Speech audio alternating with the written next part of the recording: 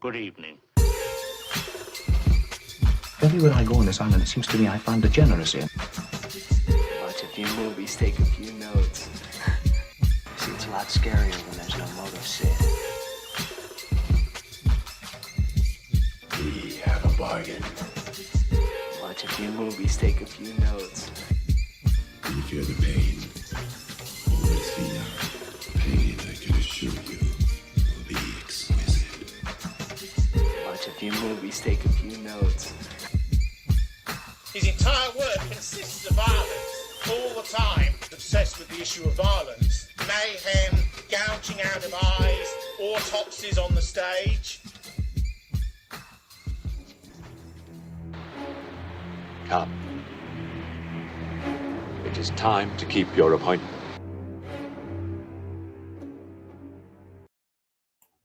Good evening, everyone. Welcome to your entirely prompt and entirely pure stream. Double feature horror show episode 165. A bit of a special one, a bit of a long promised one. This is a film that we threatened for quite a while. Threatened? Oh, it's a Freudian slip.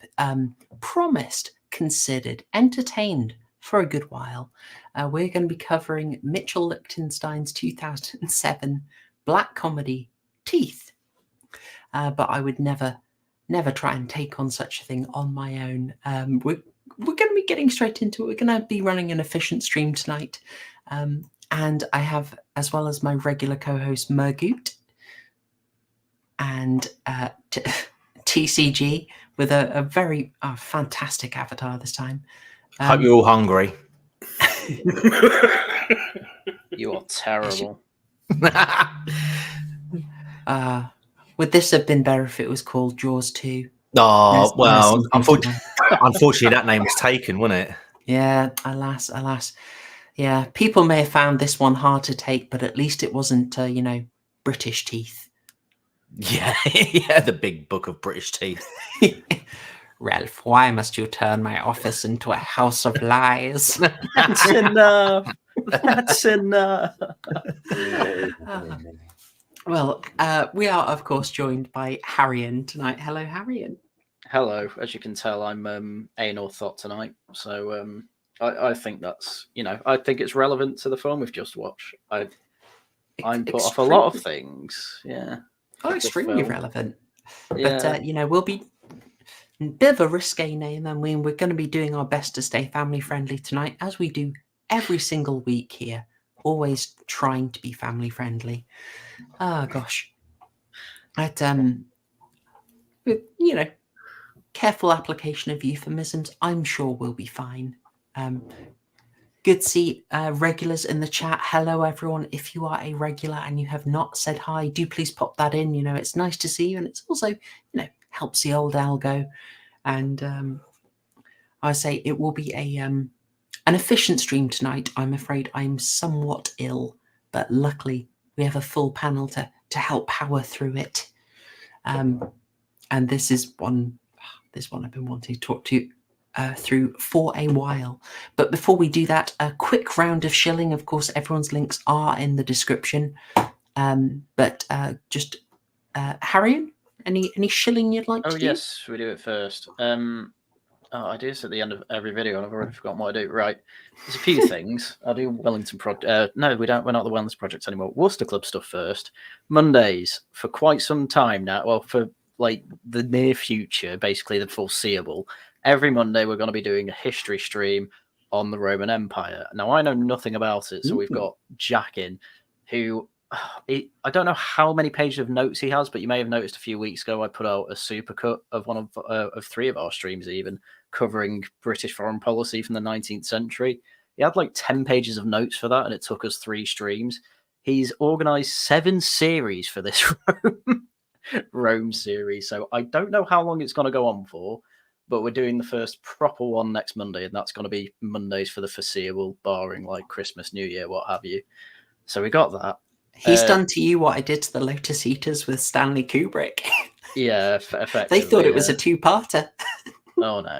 No, well, yeah, especially with Roman history as well. I can see it going on for a year, which is all well and good. So that'll be Mondays for the foreseeable. Tuesday, every other week, we do newscasts on the Worcester Club. Every other week, we do a topic. The last one was us saying, if you're right wing and anti Farage, you're stupid, effectively. So go watch that if you're interested.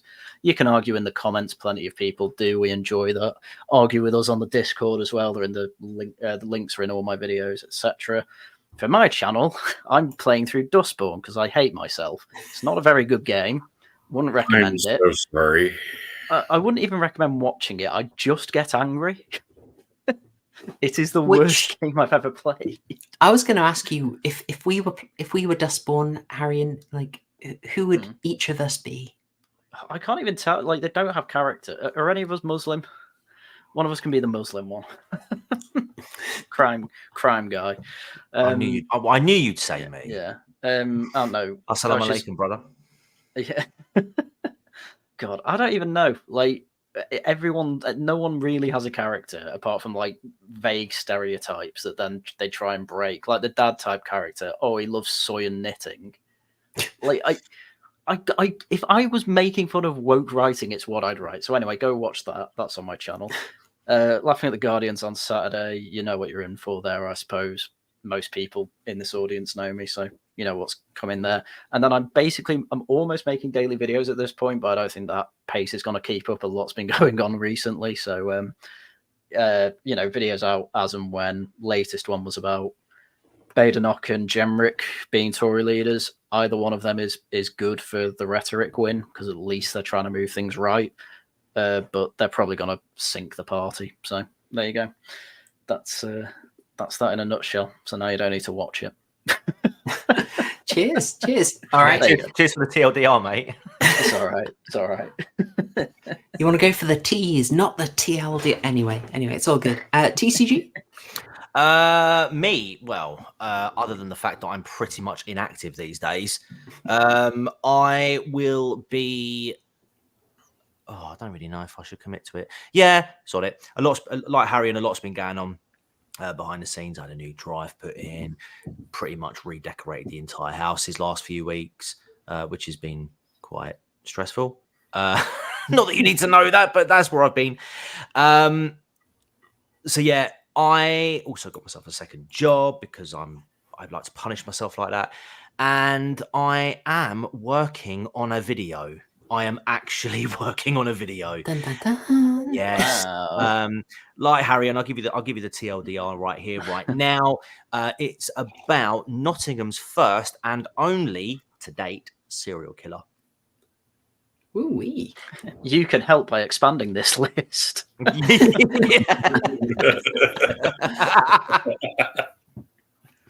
Nice. All right. Well, we will look forward to it, of course. But yes, real life, it do get in the way. It do. And Murgoot, yourself?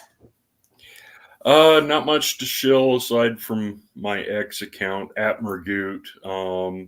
Lots of stuff going on geopolitically, politically. Lots of science stuff cropping up lately, and I've been paying attention to Justice Tier 22 too much and have started posting memes again. A lot of dad memes. It's always a smorgasbord. All right. And for myself, well, you can support this channel via Super Chats, or even better, joining as a member either here or on Subscribestar. And I would prefer you joining as a member because that way I can reward you. Not only do you get to vote on the arc that we cover for a month, but I will also have a bunch of exclusive content. There's already a load of exclusives, but I'm doing a lot of exclusives for Halloween, which I'm going to start dropping in the lead up to the day itself. You'll get some specials anyway, but there's a few exclusives, and that's where I've just sort of worked with some of my favorite creators to cover interesting films that I've assigned to them. No, they don't get to choose their own film. This is not a democracy. Gosh. Anyway, so keep an eye out for those. Yeah, join as a member, and then you get access to everything. All right, and I think that is kind of still Still a little head fuzzy, but I think that was everything. So with that said, we will get into covering Teeth from 2007. I think, yeah, that was all this. Oh, horror homework. Right. Horror homework for next week is non-existent. I've got my own real life stuff coming up next week. I'm afraid I'm not putting in a new drive or anything as exciting as that. But something has come up, so I am not available next week. But the week after, we've got a bit of a winner. So the 24th, we are covering Invasion of the Body Snatchers, 1956. And I know a lot of you are guessing what the take is going to be. We're going to try and cover it without the McCarthy reading, without the Reds Under the Bed. We're going to give that the briefest mention because we got quite a different take on it to cover. I've got good friend of the channel, Simon Roberts, coming back in. It's for been a that while one. since he's been Cool. around. Yeah. Yeah, he's he's doing a Halloween special as well. Right. So I wasn't sure about it, but we've managing to get him on because we'd been talking about that film in particular, and I just thought that'd be a bit of a special one. Gosh, I can feel my voice going already. We're in trouble tonight. Dead End Satellite says, I've been waiting for you to cover this film. Dead End, I've been waiting for about 4 years. We've been talking about this film, haven't we, for donkeys now. I was trying to avoid it, but no, she dragged me back. Haryan even left the in. podcast. He thought by leaving the podcast he'd get away with it. But as soon as Horror Show said, should we do Teeth next week? I was like, yeah, that sounds great. Haryan. She literally turned up at my door, strapped me to my chair, and did a whole Clockwork Orange to make me watch this film. Good. It was unbelievable. I don't even know how she got my address. That's commitment. That's commitment, Well, your girlfriend sold you out. Tash sold you out with the promise of getting a few ducks. That's what did it. Oh, now I have to look after ducks as well, for fuck's sake. Couple of Indian runners, and she's anyone's mate. Yeah. I know. All right. Unbelievable. At least she's not got teeth. Bless. All right. Well, Dead End Satellite's been waiting for us to cover this film for ages, and I feel we probably should actually not keep you waiting any longer, Dead End Satellite. So we'll get going. This is, of course, a 2007 film, very independent, from Mitchell Lichtenstein, a guy with a little bit of industry pedigree. His father was Roy Lichtenstein, who'd been working in the movies, and Mitchell had done a little bit of acting, but this is early for him, breaking into the actual making of his own movies, which he did, I believe, 3 of in total. There's been a bit of a gap. He did Teeth. He did a different film in 2009, and then he made another one 2015. But this still remains a bit of a small scale production. It's billed as a black comedy, which seems a bit fair. And I think it's also pushed as kind of maybe a little bit of a shock film, a little bit of a schlock film. Like you're expecting, I think, something kind of outrageous. Oh, I don't. The concept alone, I was expecting a lot of high art. I don't know what you mean. Wonderful. Opera. Well, I was reading the notes, and the neighbors of the house they were filming at protested because the way they were describing it, they thought they were filming a adult film to fit. I mean, this film had adults in it, so technically it is an adult film. If it's, I take it was R-rated in America. Very much yes. They were very concerned they were going to get a full-on NC-17, but apparently it had the sufficient morals that it was fine for an R. Really? Yeah. I mean, I was saying it's proper horror show in the DMs. I mean, I don't know how much more pro-abstinence than it can get than if you have sex before marriage, you get your penis bitten off. It's pretty pro-abstinent. Yeah, but only if she says no. Yeah, I know, but it's only a defense mechanism, isn't it? Yeah, but as long as you say no, you'll bite the wee off. But if you say yeah, it's absolutely fine. Right. Let me put it another way to you. Who would you trust to not bite your penis off? Answer: Wife. Kemi Badenoch. Kemi Badenoch. Oh god. The voters can trust her, Haryan. Oh, well, you've got me there. I don't know, man. If I annoy my wife sufficiently enough, I wouldn't rule it out. That's what I'm saying. Oh God. Well, this talk might be very confusing to people who don't know what this film is about. So I suppose we should do the old pint of Guinness challenge, maybe, or as I've started to refer to it, sort of what's on the back of the VHS for this. Yeah. I'm very old, The old people. I'm blurb. very old. Yeah. What's a VHS? I'm joking. I know what it is. Destiny's Child. Yeah, but I didn't actually know that. It's not my fault. Oh, I've missed you, Haryan. I'm young. Leave me alone. All right. I say I'm young. I'm pushing 30. All right, don't rub it in. Yeah. Pushing 30, like he's I know, all right? dusty and grey-haired. Oh, know. yeah. Ooh, must be harsh. Listen, my ankles are going. You know, my back's starting to hurt. It's all very difficult. All right. Well, for people who are unsure, what is Teeth about? It is the story of a young woman, Dawn O'Keefe, in a, what do they call it, a blended family now, with a bit of a troublesome stepbrother who is relentlessly aggressive, and she's involved in the abstinence movement, and her life gets very complicated when she finds out that she has a set of vagina dentata. Which, gosh, actually, how do we explain that in a YouTube-friendly way? Did you? I didn't, but did you actually look up to see if that was an actual thing? Yes, I did. You did? And it Mitchell turns out- R.I.P. your Google now. Yeah. What ads it are you getting was- now, Haryan? A lot about toothbrushes. Electric toothbrushes? Dental floss as well, yeah. I mean, when I looked it up, I just got that. I think it was either medieval or a Roman tool. That it's basically a chastity belt, Right. and it looks exactly how you'd think for something that translates to toothed vagina. Did you get this, happy chap? I didn't actually get that happy chap, no. But the device did look an awful lot like the lower half, and effectively, yeah, it is supposed to be used as a chastity belt to, like, you know, a man sees that and they go, not going to risk it. For, you know, obvious reasons. I'll tell you what, that image right there, that statue looks just as surprised as the guys did after she chomped down. Oh. Yeah. The South term, Africa, The they Regan need- looked about the same as well. yeah, Oh, Lord. yeah, the term growl is really applicable here. I know, isn't it? right? Oh, dear. Shocking state of affairs. Please, folks, family-friendly stream.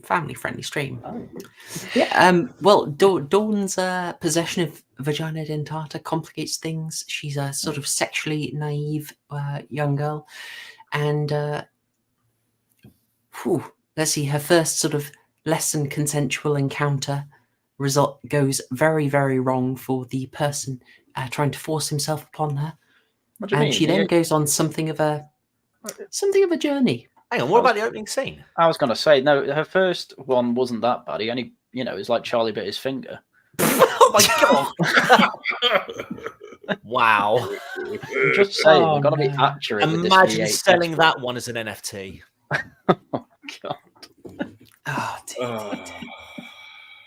Yeah, I mean, we can run through the whole thing if you want. I'm just mindful of the time. But no, yes, the VHS blurb's fine. You can give you permission. well, I try and sell this to people as on one level, it's kind of like a haunted house movie set in a mimsy. Like, this is a horror movie. People have to get a bit messed up, which means they have to visit the scene of the crime. And in that case, it is in a tuppence. But the way the movie does that can be questionable. Can be somewhat questionable. I mean, you raise it as a good one. This opening scene. Well, I like the pan into it where you see the nuclear plant spewing black smoke. Oh yeah, you get Just- that constantly, didn't you? Grimm's mutation right there. Yeah. Well, Yeah. that's an interesting thing because I saw. Hang on, I do have them. Where are they? These things are. I mean, I'm sure you guys picked this up. They are fake. They are CGI'd in. Right. Mhm. There's a really obvious scene at one point where they layer it incorrectly. The smoke's on top of the cooling tower. Yeah.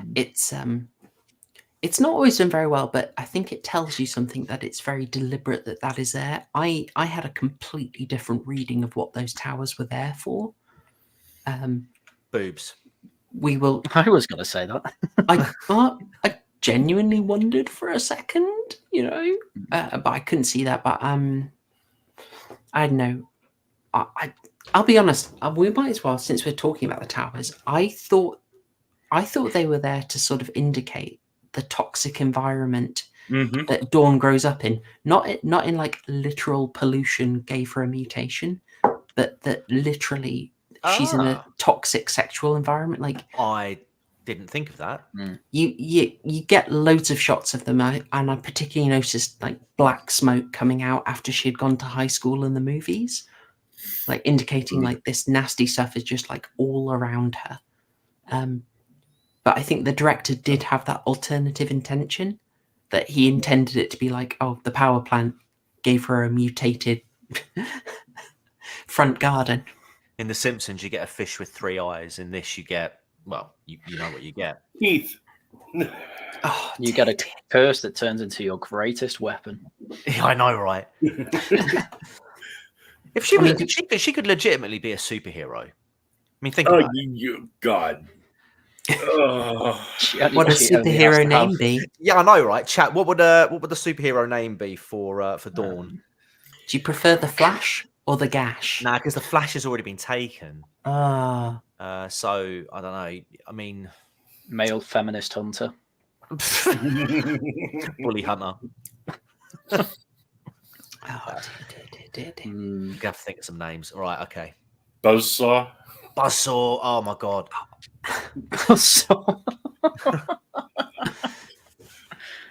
Maybe Buzzkill. I don't know. We'll Little guillotine. She could be called the Growler. Cigar chopper. Awful. Yeah, come on. We got to do all right, guys. All right. Come on, So it's a serious film. I mean, it's a film with serious ambitions and some genuine good stuff in it. And also extremely messy weirdness, which we will get to. Put it this way, it's not rubber, it's not the scrotum, it's not killer condom, it's not Killer Tomatoes from outer space, Is there a film called Killer Condom? Yeah. Yes. Right. Okay. We got to do we got to cover scrotum next. No pun intended. Oh God. Cock block. Well, if we're talking accuracy, cock chop. Chop shop. Her name should be Chop Shop. Oh, jeez. You're parking it in the garage. Boom. Parking it in the garage. You are horrendous. We were supposed to be done by 10. We're not even into All right, the film. sorry. We'll get into it. What was that? Oh God. Say that again. Captain Briss. All right. Oh God. Sorry. All right, we'll move on. We got a deadline. I mean, put this in. Like, there is some weird stuff in here. Like, obviously, we've raised something actually high-minded and interesting about the towers here, and what they mean symbolically. But let's not step over the fact that they did a kind of classic horror cold open, where we need a victim early on. Was this the best way? No. Not really. No. Would someone like to just give us a very quick rundown of what we've got here? Go on, Haryan. Just for this scene. Charlie bit his finger. Oh my god. Okay. Well, okay. It's okay. They're step siblings. she doesn't really talk, but you can tell her kind of demeanor is, "What are you doing, step bro?" And then I was exactly wondering what you if he'd think. say it. And then yes, he said, doesn't he say like, "Show me yours now"? And I'm like, Yeah, oh yeah, no, he that can does, yeah. literally only mean one thing when you. He's just Plain whipped it out straight doctor. away. Yeah, and obviously, I mean, the more I think about it, the more I'm like, basically, no, you can't say it without sounding weird. It's he obviously touched it because Mhm. he cut his finger on whatever her teeth were. I mean, teething with babies is bad enough. Imagine, think of the teething down there. Yeah, exactly. So it's kind of amazing that no one knew this in advance anyway. But yeah, he cuts his finger, it zooms in on it. It's like, how did that happen? And then it just goes to like 10 years later or whatever. It was just a really, really weird opening that I don't think needed to go as far as it did. It doesn't show you much. It's the implication that's the worst. I mean, I Well, think they do it another for the thing- family setup and also to get the Yeah. idea that Brad the step bro is a wrong un. But Yeah. it's pretty messed up that that's like the first thing he did. Yeah, I mean, Not just a look, but okay, if we're talking alternate openings, I mean, it would ruin the rest of the film. But imagine it, right? They're sitting at the dinner table and they're having their Sunday lunch, right? You've got mum, dad, you've got the brother, and of course you've got Dawn. While Dawn's eating, she's she's putting food under the table. Okay, but they don't have a pet at this stage. And then it cuts to teeth. Absolutely haram. Opening title. I want to say this. Christopher Hitchens once said that everyone has a book in their head, and for most people, it should stay that way. You are an example of that, crime guy. I'm just saying. Look, I mean, I found this opening scene quite uncomfortable. Yeah. Well, it's the thing that annoyed me. You actually need it to inform the characters. No, I know. I mean, it's annoying. It makes sense to sort of set it up, but it's just like, oh, man, we're going to get a lot of this throughout the course of the film. I suppose that the film has an almost serious, how can we say, like it has a serious implications and follow-ups from this scene, in that Dawn ends up, leaning heavily into the purity movement, the abstinence movement, and her brother becomes an absolute fan of what they call doing it Brighton style. Likes to take his girl. What's her name? Melissa. I haven't seen sideburns like that since The Rock. God, yeah, it's an odd choice. That's John Hensley, by the way. People probably remember him best at the time. He was in a series called Nip Tuck, where he played the sort of spoiled and deviant son of one of the surgeons. And he did lots of surgeons who yeah get into all kinds of hanky panky, and he joins for the ride. It was one of the early Ryan Murphy series. Went absolutely messy, but apparently was popular enough to get several seasons. But it did. They just became more and more insane as it went along. But John Hensley seemed to have been a fan of it. The last I saw him in was in the 2008 remake of Shutter. Where he was also playing a bit of a deviant. I don't know. Man's been typecast. Big time. Yeah. But yeah, and this one, he's addicted on to taking his girlfriend out for the old Hoxton trot. The old Stockport stuffing. The Tuesday special. Yeah. Oh, the Shoreditch Shuffle. Middlesbrough style. Gangnam Style. No. Oh, no. But, I mean, it seems... I suppose the director has his tongue somewhat in his cheek when he sort of treats that scene as in the very sort of 90s style. And this childhood incident then informed my entire life path that became the thing, except it's used somewhat prurient means here. It's very Freudian, as Fringer would say. Very Freudian. Yes. I was quite interested. Well, not say quite interested. Just people in the chat mentioning Haryan's parenthesis in there, and Yeah, the book. I'm bringing up the book again. I'm taking pages from the book again, Haryan. I'm glad that they didn't explore whether or not she had teeth elsewhere. Because I thought that's a good point. What's her one weakness? You know, going off road. Like she can't stop it then, can she? Oh my god, we found her one weakness. And it's half an inch away. Riding the Hershey Highway. Oh, Yeah. Gentlemen, please. So, hang on. Dr. Prepper. What? Phil, there's one of those comments I'm going to have to Google. But... the only one. Right. Oh, dear. Bussy dentata. The Swindon swing. Oh, God. Terrible. Can't get off that. Oh, terrible. Right. I hadn't seen this. Honestly, I had not seen this film for ages, so it was quite a fun rewatch. Yeah, and I think I got a lot more from it. Yeah. I sort of worried when we got into this that I don't know. I kind of thought it was going to be one of those let's have a dig at Christians, sort of thing. That was pretty trendy at the time, if you remember. Yeah. Yeah. And well, it still is now, really.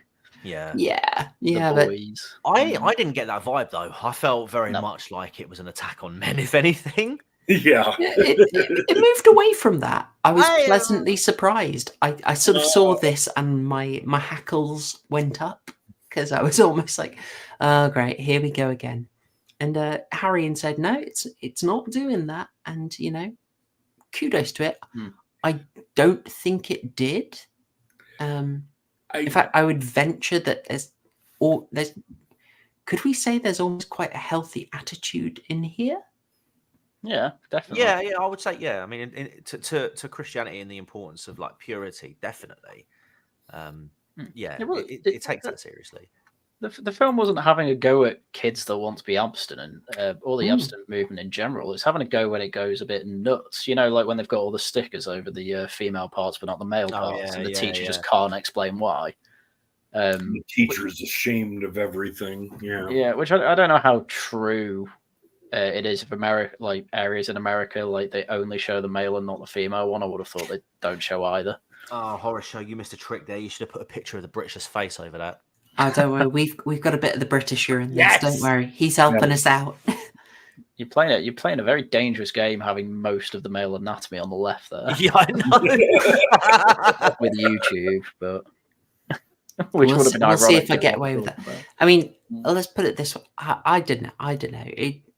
This feels like a quite specific incidents that they're responding to with this. Like this probably actually happened, but I don't know. Maybe you guys will shout me down.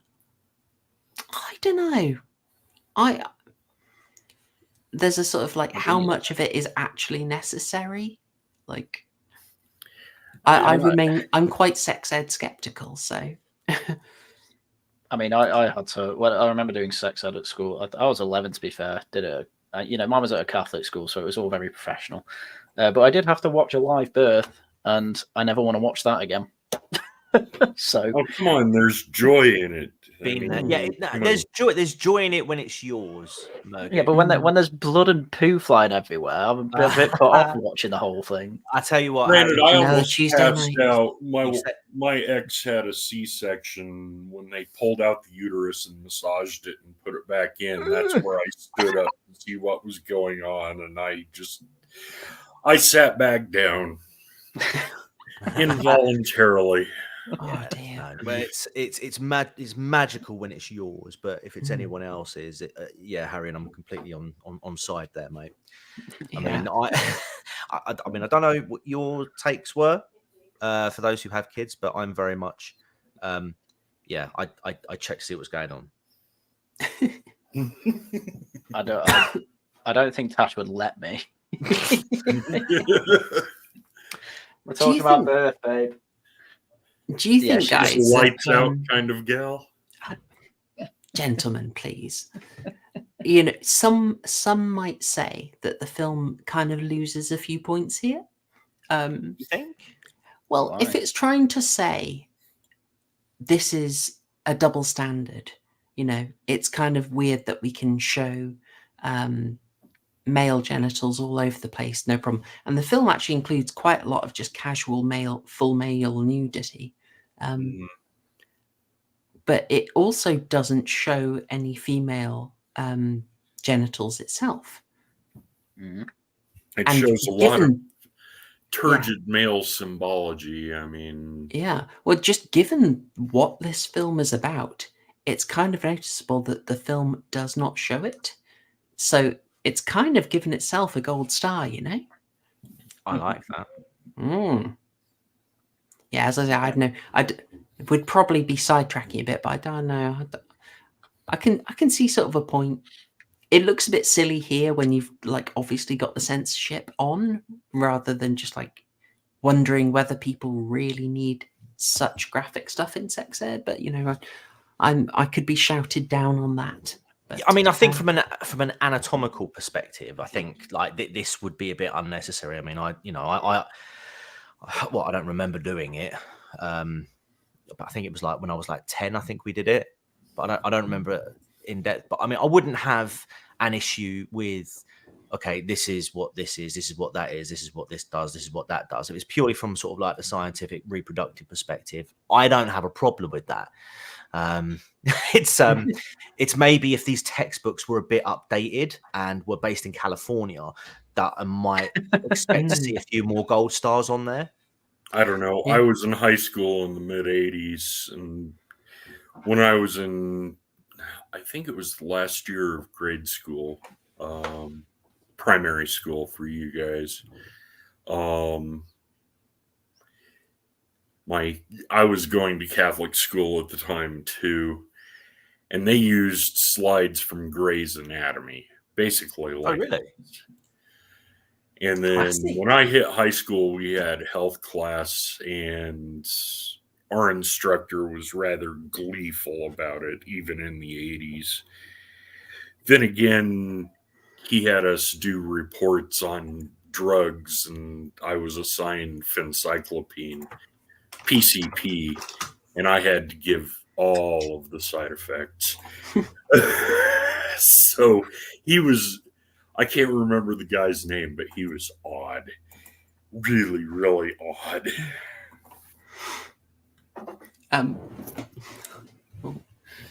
Yeah, there's a weird stuff in lessons. I'm mindful of efficiency. I was going to throw in here some direction we might take it before we get into like the horrible violence. Like this is some of the stuff I really liked in the movie.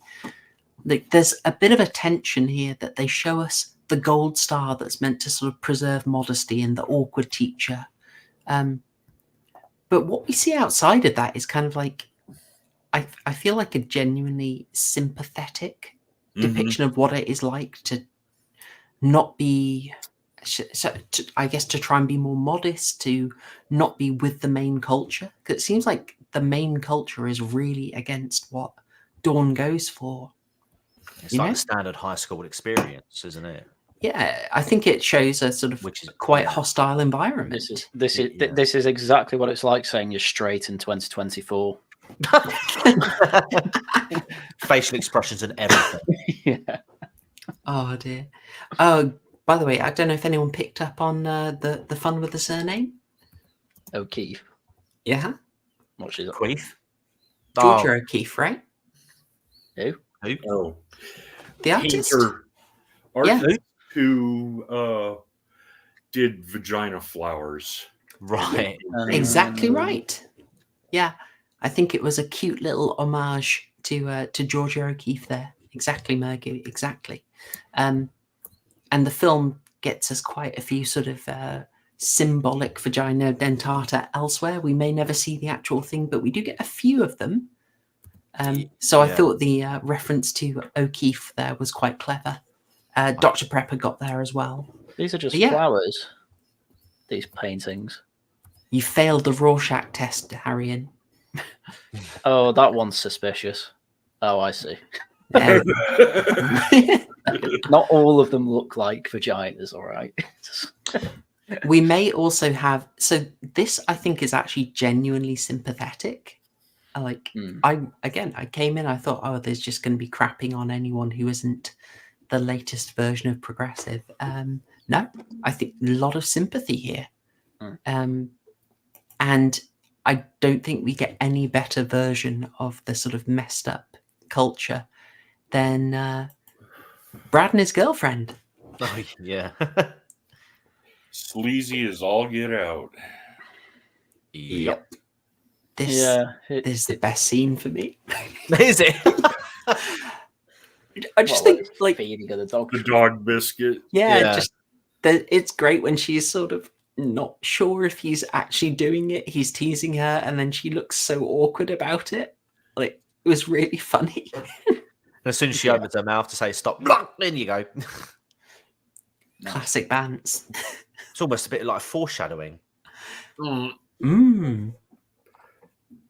don't want it in my mouth. Bites it off. Oh. Quite a few people were happy to say, well, the director as well, were very happy to say that this is a feminist horror movie. And you can see a scene like this really helps that reading, you know.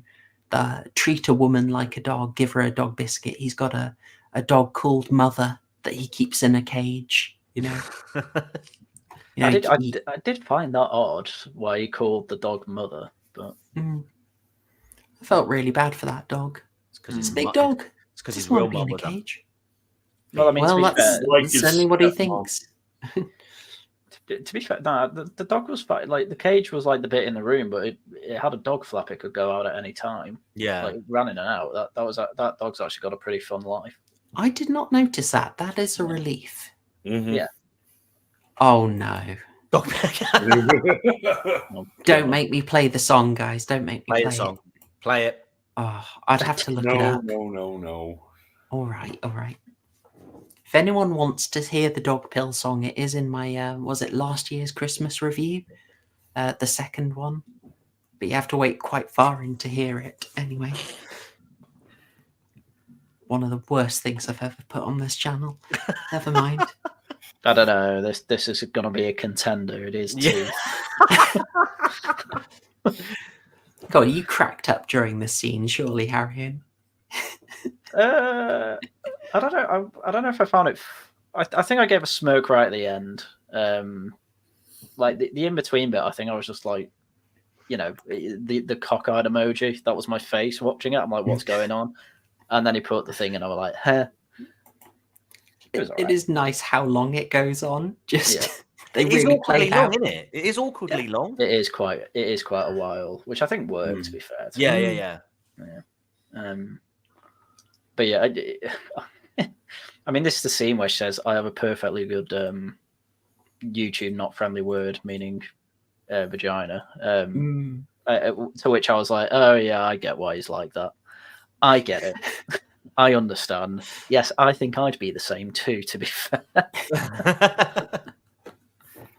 Just the idea he's never used it. It's just... I mean, the man's just reacting to it. You know, he learned a lesson. It's good to see a character learn a lesson. I just wish it didn't have to be. That's character development. Exactly. Ah, dear. Cause and effect. Yes. Dear. So it's I think we're liking that it's kind of sympathetic. I mean, there's this cute thing like showing that Dawn is not an asexual being. You know, she's involved with abstinence, but she's not asexual. She certainly has her own fantasies. It's quite cute and wholesome. The wedding dress was a nice but a cringy touch, but that's, oh God, that came out wrong. Oh no. Phrasing? We doing phrasing? Yeah. Jeez. Sorry about that. No, it's we're gonna run into these things. Don't worry about it. But no, I like the wedding dress as well. She was clearly very innocent throughout it.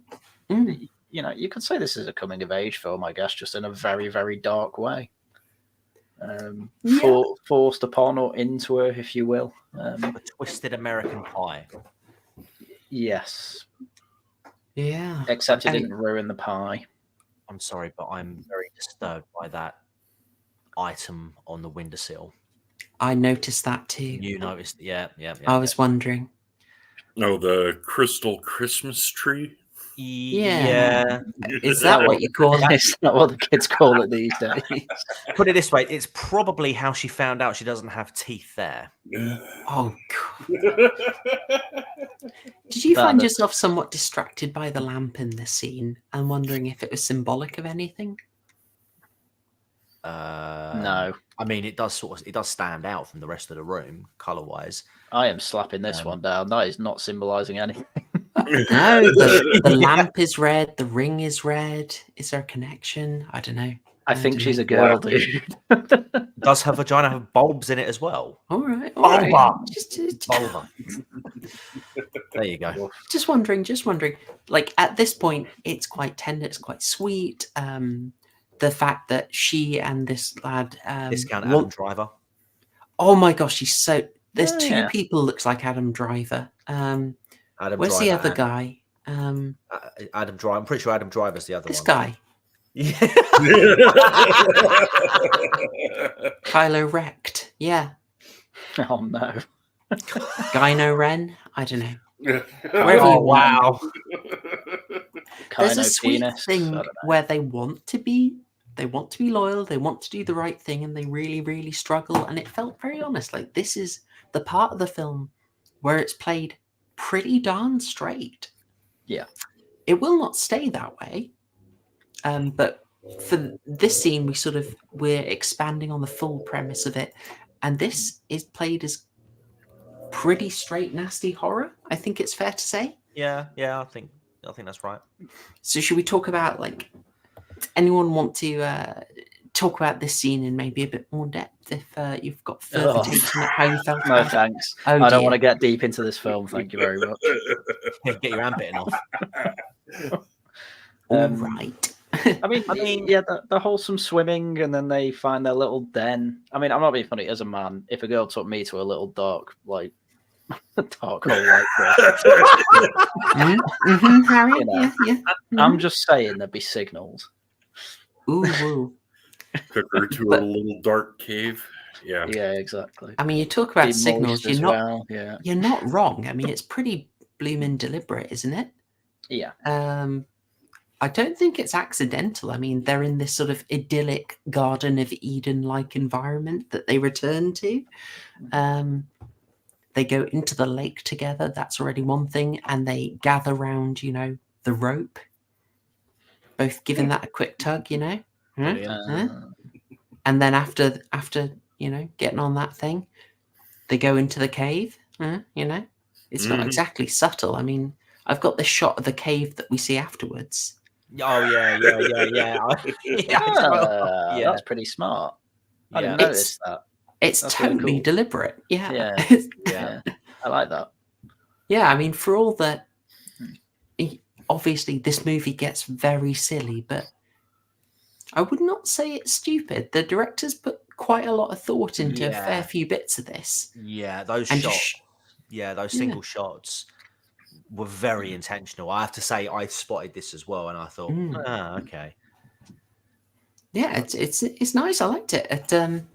They played this scene where she's sort of betrayed by the guy. I mean, you could be sensitive. You could say, oh, it's about the hypocrisy of the purity movement. I don't read it. We got like one guy, and then the purity stuff is kind of dropped out of the movie afterwards. Well, especially when she goes back to the lake to see what they're see the search, and she drops the purity ring in. Well, first she goes back and sees the crab dance.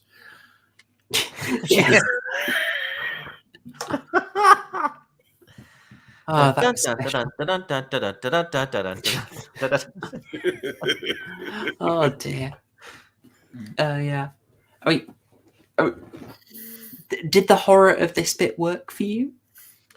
Yeah, I don't know. I would say yeah. I mean, it's quite spontaneous. But obviously this guy can't, contain his horniness. Since and- Easter, he's not jerked off. Exactly. Yeah, that's right. Yeah. Hello.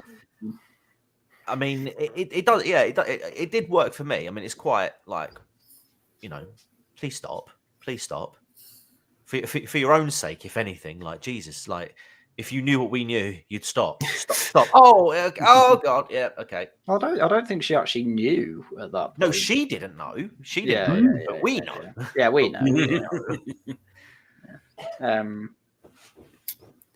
And you're importantly, you are not meant to be sympathetic to him. No, exactly. So you don't feel bad at all, which maybe is. Oh, you're not meant to be sympathetic to him. Oh, right. Okay, hang on. Wait, but it's keeping it a little less complex at this point. I mean, yeah, it was from quite what a we clear see in the film. Yeah, from what we see in this film, like the very clear rule is basically if she's happy and consenting, then there is no gnashing. That is, she's full up basically. As soon as it goes too nerve far, her tummy's grumbling. Yeah, and this guy definitely worthy target. I think we're all agreeing. Yeah. But they also, they show you a fair amount. I think in this one you can't really make stuff out, and obviously I cannot show it on screen. But it's pretty nasty what they show you. It's kind of like the first shot where it shows it on him. I mean, I've got it on screen now because I'm sadistic. There's like a bit of blood, but it mostly just looks like a bush. It's the scenes further on where you see, kind of the money shots. I guess you could call them the blood shots. I guess the close up, full lit, plenty of time to observe. Full lit, stream of blood pulsing out. Oh God, it was gross. This one you just kind of see is the bit that's been bitten off. I don't know. I think my main criticism is like I think he should be in more pain and less. He seems to have kind of full control of his senses. Like if it got bitten off, it'd really, really hurt to the point I don't think he'd be walking, but he kind of just calls her a freak and jumps. And then he dies, and I'm guessing it's from blood loss. I would assume, he bleeds out in the lake. Yeah, I thought he would have passed out from the pain while he was in the water and then drowned. Oh, that. Yeah. Either way. Yeah. Either way, he's dead. Yeah. But it's played pretty darn straight. Her like look of shock and trauma was played incredibly straight, and I thought the actress, I think Jess Wexler, did a really good job of it, and it carries over into the scene where she's at a abstinence event. Again, this is a bit where you might say, "Oh, this is where they're having a go at Christians." I think the film makes it quite clear this is in her head, or the responses from the kids are in her head and her projection. Oh, I didn't get that. Well, I'm calling you out here. You got that from an interview. No. You showed me the interview on Twitter. Yeah. I went and looked for it, but just from the first time we saw it, the kids act in a completely unusual way. They're blurred, behind. I think it's clear that you're in her headspace. No, I got that first time. I looked other stuff up to confirm it. I didn't. I'm cool and shit on that. It was weird though, because like you say, their attitude and demeanor did change completely. I mean, it almost sounded very cult-like, Mm-hmm. Yeah, that's the stuff I was worried about. But I think making it sure that, or trying to convey that it's her imagining it, that it's more her trauma, her projecting what she thinks they're going to say onto her, does help. I mean, you don't want to sidetrack the film into deeper examinations of this. It's sufficient to show that it did have quite a sympathetic impression of that side of things. But yeah, this does effectively remove the absence movement from her storyline. And then beyond that, well, there is a somewhat unintentionally hilarious, the kind of inevitable 2000s era, I'm just going to Google the monster scene. Oh, it's ruined horror. It's ruined modern horror films. Google. Yeah, everyone does it. I mean, just have some class. Go to your library. Ask Giles if he's got anything. Yeah, but then I'd have to knock points off because why are you going to a library? They're all closed or burned down now. You've got Google. Yeah, I don't know why it bugs me so much, but I hate that scene. It just feels you're just jealous because in your childhood you had to go to the library. Yeah, like a poor person. The only reason why people go to the library these days is to use the internet there. Sad or sleep rent free, Yeah, one or the other. Yeah. I had the internet by 88, and granted, images took 2 hours to download, but hey, that's what you get. You're sitting there in 1988 like, this meme better be worth it. Yeah, I've been waiting 3 weeks for this bloody thing. He's dead by now. 14.4 kilobits and yeah.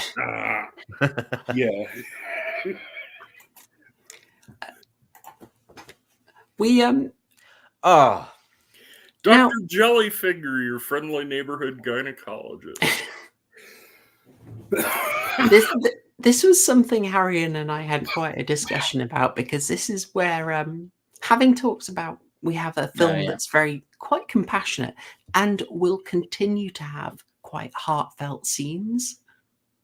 This is where we have one of the things that throws me off about it, because it takes wild swings in tone. Yeah. Like, this almost feels like it belongs to a different movie. Yeah, I couldn't stop. Like, this is a scary movie scene. Like, yes. It's fully a scary. Like, scary movie couldn't parody this. They could just put the exact scene in. Just pay the royalty, put it in. It doesn't matter. Very true, very true. Which was really jarring for the rest of the tone. I mean, for this scene, if they took out the element of the guy putting on his glove and taking it off again, you could play that scene exactly the same. And it would have a completely different attitude and tone towards it. But because, oh, great, even the gyno's a pervert. Oh, I think I said to Proper Horror Show on Twitter, why is every man in this film a rapist? Yeah, exactly. Yeah, I know, right? Everyone apart from the dad is a rapist. This is why I was saying it was a massive attack on the geezers in this film. Like every guy. Like, I don't even understand why everyone's so interested in her, man. She's at least a 5. TCG's verdict, mid. But that's a classic male cope. Like, Ho Math goes through it all the time. Men will sleep with any woman. It's just whether they will be public about it or not. Unexpected Ho Math quote. Haryan bringing in Ho Math. Oh, I love Math. Oh, he's great. He's great. Yeah. Oh, now, interesting question. Okay, hang on, because this is important. This is what we're just getting to, really. Patrick Bateman, why did he only have one glove on? Well, they explicitly show us him taking the glove off. What might be analogous to what they call stealthing these days. The idea, I think, was to make sure that we were against the gyno. Okay, I had another theory. He was being a bit of a dirty bugger. He's got a teenager, only about 18, I guess, and he's sort of viewing it as perks of the job.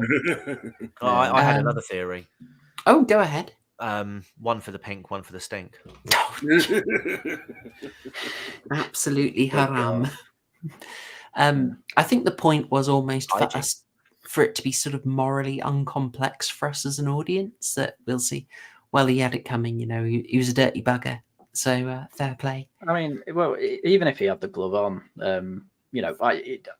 I was like, he's taking the glove off. Is this normal for gynecologists? And then the rest of the scene happened. I'm like, this isn't normal for a gynecologist. It's diving straight in. Yeah. It's when your wife or girlfriend turns around and says, "No, that's totally normal. That's totally normal." My gynecologist does that all the time. All 4 fingers. All 4. Yeah. He Yeah. fisted her. Oh God!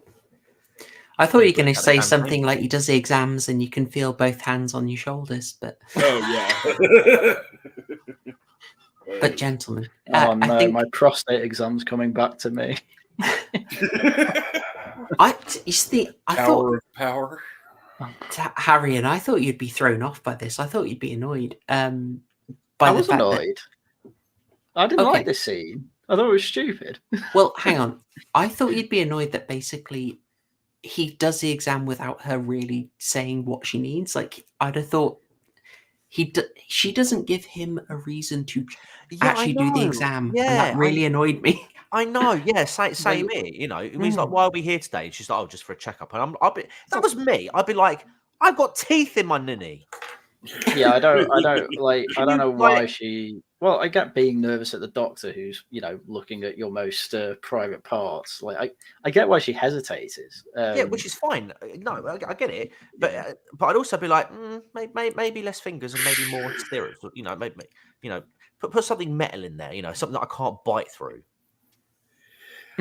Well, If you don't believe me, put a carrot in there first. well, But it is a weird thing. Like, how about something like it doesn't feel right down there, or I've got some pain, just like some reason for her to say, I want you to check it out. And she does say, I just want to check it out. Yeah, I think I might have herpes. That might put him off, taking the glove off.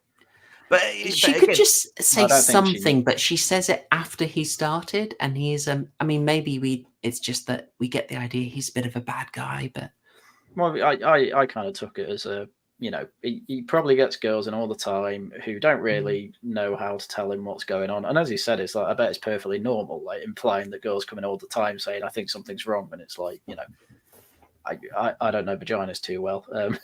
So I can't give an example, but something that's perfectly normal that might seem odd to someone who's unaware. And yeah, he just goes in as a normal checkup because he probably takes advantage of these girls and just says, yeah, this is normal. yeah. Putting my Speaking which, entire... the rehab, many such cases. Yeah. Oh, we have a But, lot It of news shows up him on the this. floor with his fingers spread across the ground. All I could think of, it's an Americanism and it's old, but the Ginsu veg, it slices, it dices. It's when the funniest part of this scene, like I couldn't stop laughing when he was like stuck, with his hand, and he was like moving side to side. I couldn't stop laughing. Yeah, And then his fingers are spat out, whatever, and he just starts screaming, "Vagina dentana!" And I'm like, I do And then not when he's believe... when he's in the surgery having his fingers reattached, the doctor's Yeah. joking about it. It's just kind of like, It's okay. like you could Oh just my God, put you this just- scene in Scary Movie. It's like because they turn around, didn't they? They go, "Well, you sure you don't want to tell us what happened?" He just grabs the oxygen, grabs the anesthetic mask, and just. Well, that was the funny thing about it. Like, I don't know why she bothered running away, because she'd be perfectly safe to stay there, because they're not going to find her, because none of these men are going to tell the police that they raped her. Yeah. So she'd actually be safe. So I don't know why she started running away at the end. But I mean, she's I can kind of 18. understand. I mean, look, Yeah. John says in the chat, John Gora says, she's in denial. And okay, to a degree, I can see that, and it also makes sense that she would probably run from the situation because she might think that she's done something wrong to him. Yeah. So for me, logically, it does make sense that she would want to get away from this from that scene. But no, you're absolutely right. Like, I mean, Yes, John She did Gora, nothing she wrong. stands up and they spit out. yeah, which makes you wonder if she has a period. Does that constitute a nosebleed? Oh, God. Oh. You're just wrong, man. I'm asking questions, man. I'm just asking questions. When she I'm pees, is thinking it about just how a the runny sequel would nose? work. Yeah, runny nose. Yeah. I'd like to suggest, gents, that we maybe don't need every single chap that she encounters to be a total grape fan. Absolutely, 100% agree. And yeah, I like how you're using the TikTok language after I've already ruined the family-friendly vibe. but I just this could tie into stuff earlier. Like we can have the Doctor be like an unintended victim, and if that ties into the fact that she doesn't know how things work down there because the school hasn't shown her, oh gosh, we need more sex ed, etc. Like that would be quite coherent. The idea that you have an unintended harmful consequence of not teaching women about their bodies, etc., and other Guardian points. But I don't know. They for me, they didn't need to make him a grape. I agree. Fan. Yeah. For me, he should have been an unintended victim. Yeah, 100%. which we're fine with in horror. Yeah. We love that. Always happens. It's a horror. The only problem you'd run into is that, you know, if he is an unintended victim, you wouldn't have the scene later where it's clear why she's not being found out, because the people she's biting are either dying or don't want to tell them about, you know, the rape. Yeah, but so you'd have to rewrite that. I don't think it'd be that difficult. I don't even think you need to rewrite that, because I mean, this film's quite happy to overlook certain aspects of the film, like the whole police investigation. Hang on, I've got him. Yeah, you've got. Yeah, there's no investigate. You get one bit where they're like, "Oh, we found this tooth." And oh my god, my favorite line is that. But there's no. But there's literally you never no see follow-up. these guys again. Yeah, you never see him again. So you know that whole little mini sort of scene where they're like, "Oh, you sure you don't want to tell us what happened?" He didn't need it. You could just get rid of that altogether. If you wanted to play it off as a serious scene, him an unintended victim. Yeah, you didn't need that bit, because I mean, there is another scene where you go back to the surgeons later on, and I'm sorry, that one for me even tops the first time you see him. Yeah, I thought they dealt with the police fine in this film, by the way. I just want to throw that out there. I do want to say, I thought they were fine. I mean, what leads do they have? Oh, we found a tooth. That's literally all they have. Like, what investigation? Wouldn't it? Yeah, DNA, but it's shaped like a shark tooth with a lamprey hook at the end of it. Well, that was the funniest. This is my favorite part of this scene, is that the guy says, "Oh, dentistology. Yeah, it's not an exact science. Anyway, here's a whole tirade of exact science terms I have to tell you that this looks like it's from a shark, but it's actually human. It's like not an exact science." And then I had that line written down. Like Haryan will be triggered by this. The man's a doctor, and he's like, "Yeah, everything's an exact science about humans apart from the teeth. Whatever." Come on. I'm genuinely shocked. I thought you would have been well annoyed with the role the police played here. No. What are they supposed to do with this investigation? Like, we found out it's turned up at her house. Yeah, I think turn up at her house. Hey, you were seen with him in the days before. Your friends, who is mutual friends, said you guys were hanging out. She didn't tell anyone that they were going to the lake or something like that. Right, I'm going to tell you exactly what he did when she said, "Come to the lake. I think we should go there." He will have thrown everything he was doing, not told anyone he was doing, got in his car, driven straight there. No one will have known he went there. I mean, his car's there, to be fair, but he's died there and his penis is gone. Or they're probably going to think like a suicide. Like, they're not going to assume she's there and bitting it off with her vagina. You know, I could just imagine Batman now sitting in the interrogation room with her right now. Where is it? Yeah, as much as that lake is a place they went to, it's a place many people will have gone. There's a rope swing there. Other people have gone there. You know, his body was probably found by other people who went there on a walk, and the police were called because there's a dead body with a missing penis there. However, they know, like, they would be able to deduct that she would have likely been the last person to have been with him, because of the fact, sorry, what a line, I know, right, Haru? Because of the fact that they were quite close in school, like their two other friends would have known about the, you know, the sort of like the growing relationship there. So, you know, if they were doing their job, going around asking people in the school, they would say, "Oh yeah, no, Dawn, and whatever his name was, were quite close." Yeah, they'll have said we're all over at Lake Wombo, etc. No. Because remember, they tell each other, "I don't think we should see each other again." Doesn't matter. You know? Doesn't matter. What do you mean it doesn't matter? Oh, yeah, they said they'd never see each other again. Right. Yeah, and they're in the abstinence group. And we know what those freaks are like. What happened? Literally, the next day. They went off and broke it. Exactly. Yeah, they didn't tell anyone. Yeah, but they didn't tell. Doesn't matter. They'd still look.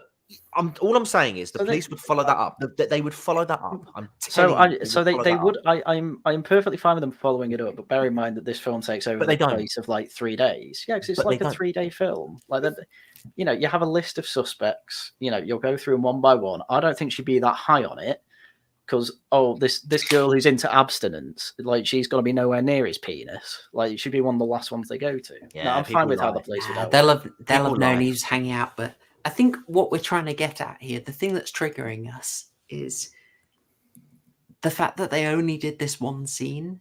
And like this wasn't a big budget movie, so I almost went like, why did they show this scene? Why did they, show him being taken out of Lake Wumbo? It's you can already get like this interesting detail about the teeth, which is I think what they mostly wanted us to get. Yep. You could have just got that from like the surgery set, because they clearly just gave us a little surgical room set for those 2 guys, and to try and be vaguely efficient.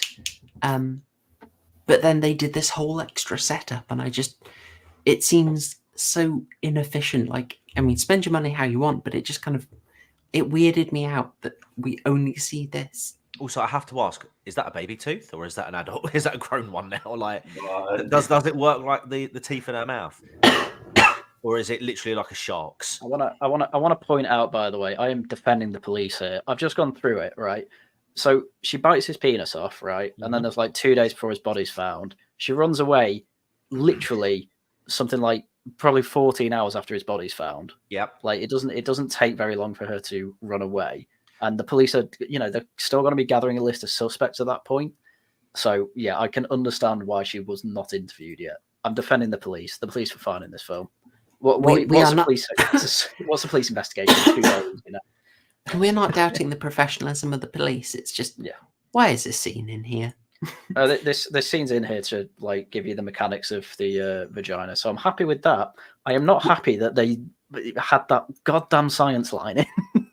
Would you have preferred would you have been happy if the surgeon had found it and gave us the exposition? Which surgeon? Yeah, just like one of the surgical scenes. The surgeons are like fixing the fingers and trying to reattach the other guy's stump. To be fair, nah. And this kind of it's difficult for this to work for me as well, because where is the tooth going to be for them to recover it? Like when you bit off the fingers, it's not exactly going to be stuck to the guy's hand. I mean, and the other place where it's bitten off, where is this tooth being hooked to? It's a fair question. Yeah, I'm with you that they shouldn't have found the tooth like on his body. That's a bit stupid. But I'm glad they showed a vagina tooth though. I mean, don't get me wrong. Listen, I appreciate this scene for what it does, but I just think it's a bit. It's not a good scene at all. Given that they do not show us the, shall we say, the monster of this film, it feels like they want to give us something. It's effective horror. They're showing less. They're keeping the monster hidden. Oh yeah, I don't mind that. I don't mind that either. I mean, yeah, I just feel like if you were going to have a police, like I'm fine with the police recovering the body as well from the lake, and if that was the end of it, and we just sort of focused on Dawn for the remainder of that film, like for the rest of the film, which we do for the large part of it, would have been absolutely fine.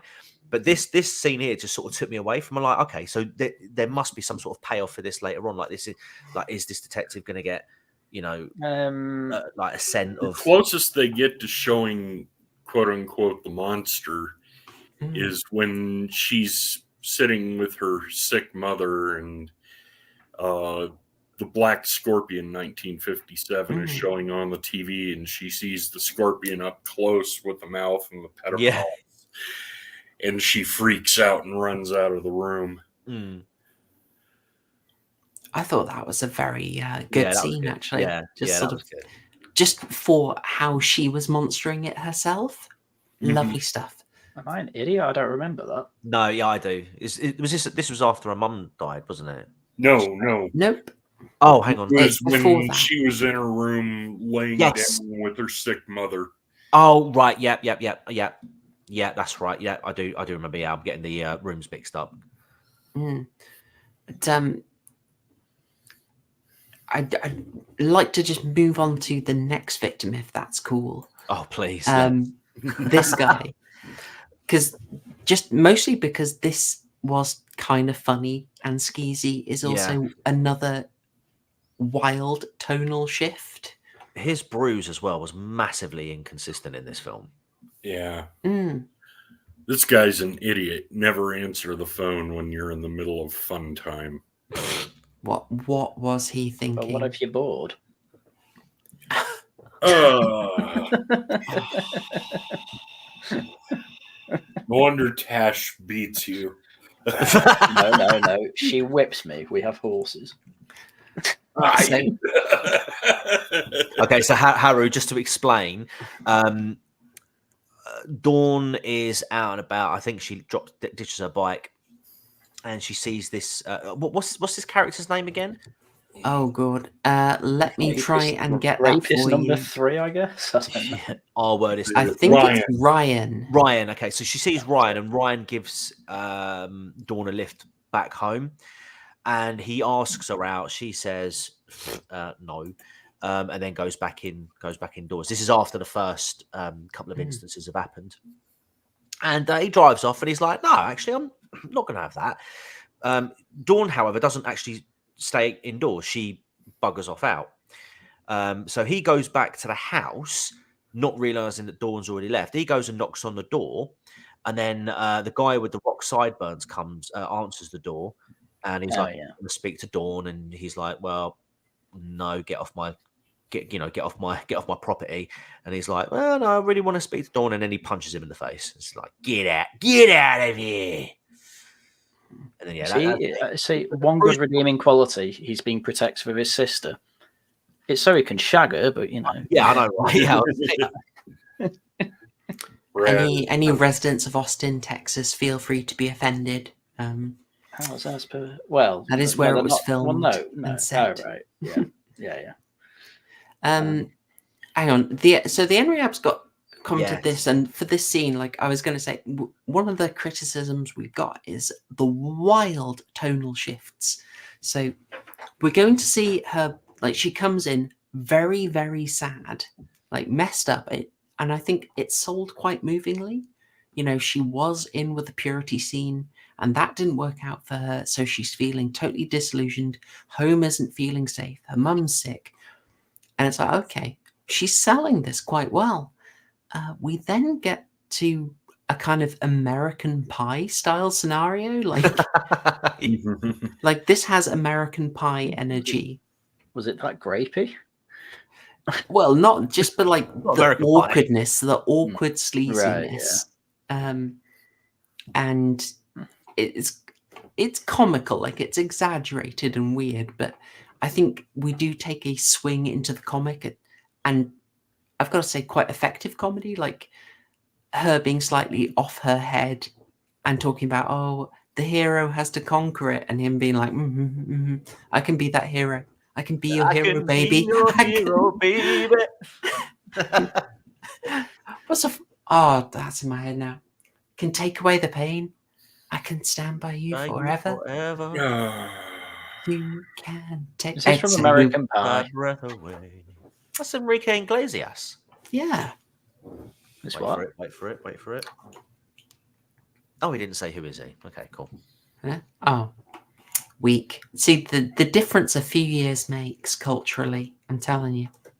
But yeah, we go from that mood to this, and then the film just kind of gets into a,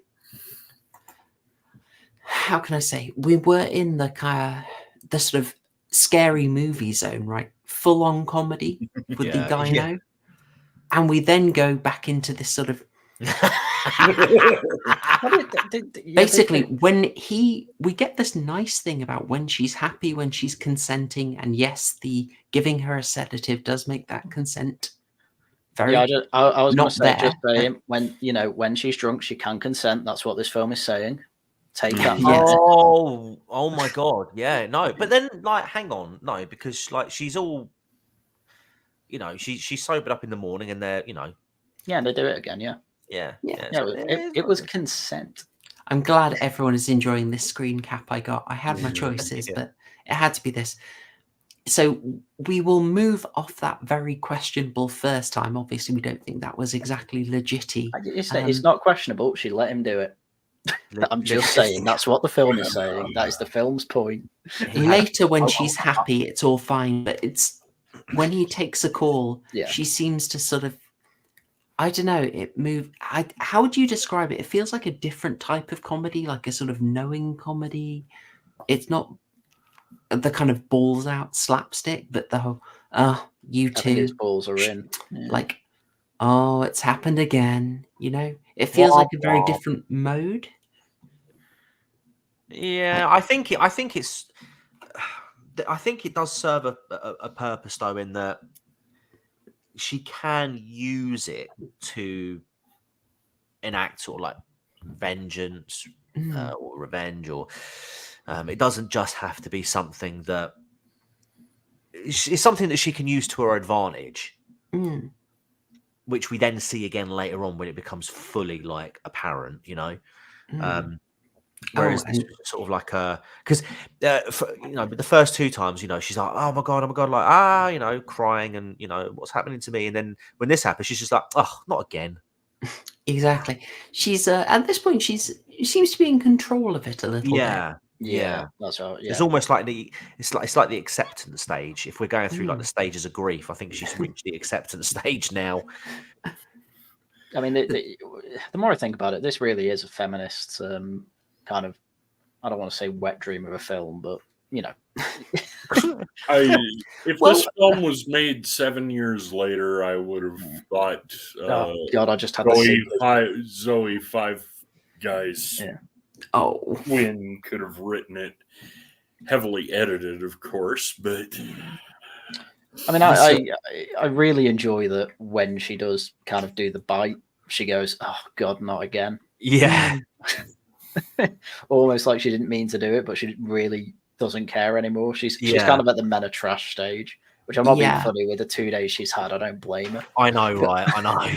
I think that is really interesting. Okay, so there's a shot after she's just, you know, been laid for the first time, and it's not resulted in tragedy, that I think is actually really telling, where she's actually checking herself out. And I totally forgot the shot was in there.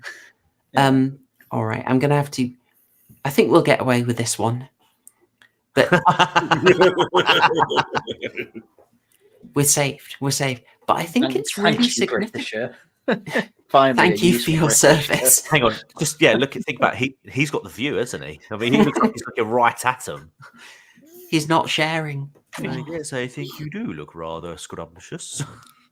But I think it's an important shot. Like, she's had it the first time, she's had it without shame, and now she's able to sort of like she's reevaluating herself, and she's starting to think of herself as like a sexual being now. Yeah, it's the post-abstinence thing as well. I think she probably won't have. I mean, she, you know, in every previous, like even when she's in a evening, nightwear, it's all ridiculously modest. Well, maybe not ridiculously, but it's, you know, it's very long. It's sure it's sleeveless, but most women's clothes are, to be fair. But this would probably be the first time she's actually properly checked herself out, because obviously with abstinence, it's, you know, you got to remain pure. You're not an object, and now she's objectifying herself.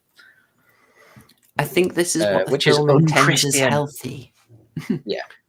Yeah, which for me is where I start to criticize it, but that is, of course, my own bias. I think it does move a bit too, how can I say? It seems to be a lot more comfortable with her in the free love, using electronic enhancements to love making with a guy who is really not someone she knows very well. Where did a 17-year-old kid get a finger vibe? eBay. Yeah. There you 2007 go. eBay. That's nasty. Pretty nasty. 2 years old, barely used. Oh God! Battery's worn. Yeah, I am going back a bit here, but I've just had the thought. You know, when she like goes through the garage crying, like, you're the only person I can talk to. I don't believe her, because she has the other friends. Yeah. That she goes on like double date, doesn't she? I assume it's because they're connected to the abstinence movement, and she's like, "Oh, I can't talk to them," and I also they can't were talk to them, Toby's friends. Yeah. That's fair. You win, movie. Guilt and shame. You've gained a point. Well done. Yeah, I think there's a fair amount in here. Like, maybe the fact that this guy turns out to be a sleazebag is actually a bit of that balance back. Actually, this whole now I'm liberated. Ooh woo, does get a bit complicated by the film when she goes and gnashes. And then you get the best money shot from him as well with the the bit that's missing now. Squirt, yeah. I mean, they had to show us something, didn't they? I mean, you can't have a film with this premise and not show us a few stumps. I will say he had the only realistic reaction to losing your penis as well. Well, okay, the gynecologist lost his fingers, but he still had a pretty unrealistic reaction. He immediately went and joined the dark side. Dentata. Vagina dentata. Actually, that's a good point. You know when when he's having surgery and they're like, "Do you want to tell us what happened?" He just puts the mask on. The level he was shouting "vagina dentata," and he's a gynecologist. It's like surely someone will have worked it out. And when Ryan's in the surgery, they make the joke. Well, forget what the joke was. It was something. It's barely worth it. Yeah. Is it worth reattaching it? I think the drugs and alcohol might have played a part in that, Dr. Prepper, to begin with. But I think because she was so shocked that actually it was fine. Then she was. It's such a weird. This is the thing about this film as well. Like, I mean, in every scenario. In every scenario, bar the last scene, I'd say, because that's intentional on her part to get revenge for the death for her mum's death. But up until now, every point she has been a victim in this, and yet I don't feel like she really sort of portrays herself as that or sees herself in that way. It's just really weird because, like, certainly not in this scene. She does become way too comfortable. Yeah. That's what I said, the tonal shift. Yeah. It's wild. I'll be having known women that are kind of like this, I've seen them 180 quicker. I'm not going to lie. Maybe not quicker, but... There were girls I know who were pretty Catholic who I went to school with, and then, 2 weeks down the line of freshers, they're like, their body count, well, I was going to say triples, but 0 times 3 is 0. So... It just adds to the double digits. Haryan getting another home math reference in. Yeah, but this ain't that though. I mean, like there's an attempted struggle snuggle, an attempted finger banging, and then a successful struggle snuggle, thanks to alcohol and drugs. No, she consented, as I keep saying. She's given the old You keep saying that, but come on, man. Look, I'm just telling you what. Only time she consents, and then the only time she does consent, she finds out, it was all part of a bet. Yeah. So, well, she doesn't carry on being a hoe, then, does she? She runs away. She's like, I can't handle this anymore. Yeah, my entire town is rapists. men only want one thing, and it's disgusting. Yeah. We move from that again, having highlighted tonal whiplash, to more tonal whiplash. YouTube might not like this screenshot, but here we go. Her mother passed out in the hallway. Oh my god, you are playing with fire there. Yeah. Do you reckon we're okay with that? Where's the Britisher? All right, we'll go back to the British. He's in the dog cage. He's in the dog cage. All right, here we go. He's watching. He's watching. I had to get that up because it's sort of, we get jarring death of mother in horrible health, which has been played totally straight, but in the background, her stepbro is just taking Melanie, Melissa, Who knows? What I don't even think he euphemism? knows his. I don't even think he knows his own girlfriend's name. I'm gonna use one from this Reddit thread. He's doing it right up the chocolate bonbon factory. Oh dear. Oh great! I'm not going to be able to eat my bourbon biscuits now. Yeah, he's gone from Marvel to DC, and it's just in the background. It's like tonally, what are we meant to make of this? Are we meant to? Is it unintentionally funny? Is it intentionally funny? Like, what's going on? Well, It's I weird. didn't think it was. I didn't think it was. Disturbing. Yeah, It is- yeah. Well, yeah, that's a vibe I got. It was like it's kind of gross. Well, And- then Melanie tells her at the hospital that Brad told her to ignore it. That's right. Mm. Yeah. It's quite upsetting, quite grim. Yeah, I mean the hospital stuff I thought was really sad. There's a brief bit when, like, the dad is attempting to kick his son out. Yeah. And he sets mother on him. Yeah. Doesn't even pull his gun out, which I'm pretty sure isn't even remotely supposed to be real. I think That's it's right. airsoft. Yeah. I was pretty sure it was airsoft, but I wasn't sure if like it was supposed to even pretend to be real, like in the film universe. I'll take it wasn't because you saw him shooting it before, but That's right. he did have it out as if he was threatening him, which I found a bit strange. I feel like they forgot that it wasn't actually a real gun. I don't. Well, I I thought it was a couldn't symbolic tell. one, right? What, he's Yeah. firing blanks? Well, kind of. I mean, Like, he's it's firing BBs. he's- They're he's- whiter than bullets. he's in his room cocking something and shooting it in the direction of his sister. Which is Oh kind my of God. he's explicit Yeah. about what? Yeah. What? This is obvious. Yeah. I He wants to shoot And I his don't think it wife. was airsoft until afterwards. Yeah, I mean, I wanted to ask you guys, what did you make of the dad? Because like, in this way, he's overpowered by his son. He's Well, to be caring fair, for he's- his family. to be fair, he's overpowered by the dog. True. Yeah. True. Yeah. I quite liked him as a character. I feel like he was a guy who just wanted to do right by his family.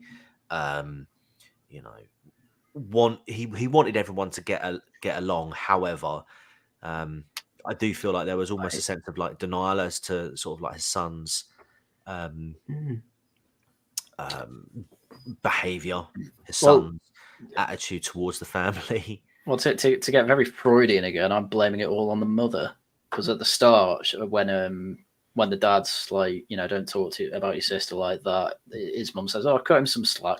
That will have been the entire kind of parenting dynamic. And look where it gets you. Basically, beat your kids. That's the moral of the story. Unironically, I'm so glad you said that because I agree with you. The first scene makes it absolutely clear that he does not lay down the law. He's there. He's laid back alongside the mother. They brought the families together. She's having a beer as well. It's very clearly like, oh, we're equal. We're equal. He's very supportive, which is good. Fathers, be supportive. But he's clearly not laying the law down. He doesn't do the boundaries. He doesn't do both sides of it, which is why Brad's gone completely weird. Yeah, which is entirely the mother's fault. Yeah. So. And you notice, like this thing where Brad obviously feels an absence. He's got a dog called Mother who he humiliates, keeps in a cage, doesn't respect. But the dog in the cage also is we get lots of reaction shots, which is almost like the wild animal, like Brad's got barely contained animal impulses. Am I reading too much into this? I don't think so. It's not super obscure. It's used for a lot. I mean, we will come up to another instance of that. I mean, but this sort of wild animal out of control is in there, which clearly shows he's not been properly parented. So it is a failure of the dad here. And I'm going to say the dad because, Brad is his. I spent a lot of the film trying to work out whose was whose. I thought it was the other way around. No. Brad, the dad is Brad's biological father. Oh. Yeah. It Yeah, in takes that like case, one it might throwaway have line for you to pick that up. Well, I missed it. I think he also he complains to his dad like, "You made her my sister," Yeah. Yeah. which Well, that's was still weird. ambiguous, but yeah. It was a bit weird. Yeah, I found it odd. Like he'd sort of Brad made it his mission to go full on Roll Tide and get his sister in the family way from like day one, and that's sort of what we're presented with. That was hard to sort of sell me on, to be honest. If you want to hear how weird I can get about these films, there was a moment when a bus goes past, the school bus goes by, and it said Wester on it, and it was like, are they referencing the Westermark effect? The sort of psychological phenomenon of you not being attracted to children you grew up with, i.e. why you don't get attracted to your siblings, is the Westermark effect. Is that why Wester is on the bus? But I concluded I was overthinking that. Yeah, I was gonna. Well, when I've just searched Westermark, it's something to do with lungs. So lungs. Yeah, something to do with blood clots in the lungs or something. A condition in which what? Oh no, that's a related condition. No, hang on. A Westermark. Westermark with the mark has a C and a K in it. See, you learn stuff on this channel. You learn stuff. It's another one of your German. Oh, he's Finnish. Whatever. Basically German. Germanism. Ooh. It's all right. I watched the Callum Finns, thing. I know they don't even think of themselves as European. Yeah, they're Uralic, right? I do. Subhuman, whatever. It doesn't matter. I'm joking, by the way, YouTube. I think all humans are equal, apart from the French. Terrible state of affairs. Hang on. Patrick Brown, maybe the son had known his stepsister a while before the parents got together. Well, for the Westermark effect, I think it would mean that if he didn't know her, then you'd be more likely for there to be an issue. So that's why it might work. But I don't know. It seems to me more that he's obviously just a deviant because, well, then again, we don't really know how long they've been together, but that first scene shows us that he's sort of into her very early on. Hang on. I mean, Dr. Prepper might be helping us out here. Brad has no sense of filial piety. His mother is his dog, who he keeps caged, and he sees not only his stepmother and stepsister, but also his biological father as practically non-family. True. Very true. Very true. Very much sees himself as an outcast, really. Yeah. Doesn't see himself as being part of La Familia, which is why he has that sick obsession with his stepsister. I think he hates how pure she is. I think like he's deliberately corrupted himself. Like he's covered his walls in porn. He's playing very aggressive metal. He's tattooed himself all over, I think, and pierced himself. Like I think he's reacting to that. But I'm just mindful of the time, moving us on, and people have already picked up. Yes, this is Hammer Horrors, The Gorgon, and John Garris. Yes, Peter Cushing is in it. This is one of the rare Hammers. You don't see it very often. The effects weren't amazing. But it's also an interesting one because the script came from a total outsider, not one of their regular stable of writers, but they saw it, they liked it, they adapted it for the sets that they had. A Brad of the writer world, if you will. Way. Oh, good. But yeah, it's an interesting one. And of course, the Gorgons have a certain... well, they used in the Freudian analysis of this stuff, basically, they represent a certain amount of female sexual threat, which is why we're seeing this. But I thought that was a really nice touch, reaching out to an obscure Hammer horror for this. I just had to get an image of it because I thought it was quite fun. We're seeing this now when I think it's on the TV when when Dawn decides to confront Brad. Mm-hmm. Yeah. Very she puts knowing. on her makeup, puts on her nice clothes, and goes in to seduce him so she can munch him. Bite his wiener off. And he instantly flips her over. Yeah, like No, I don't. did not get a screen cap of that. He is Now a we're- man who knows what he wants. He's you a know? man of culture. Yeah. But no, like another lesson for this film, by the way, never listen to women unless they say no. Jesus wept. That is good advice. If they Absolute say disavow. I just said no means no. What do you mean disavow? Why are you disavowing that? Oh, I'm telling the play. feminist police. I'm getting worried about this screen. It was just the cap first in half I his was ears. disavowing. I can see Bubba. I think they're blurry, Bubba. I don't know. My 2020 vision says otherwise. Anyway, we'll keep going. Yeah, we'll go with this. It's one of the weirder film finales. He's going to final Brown. showdowns.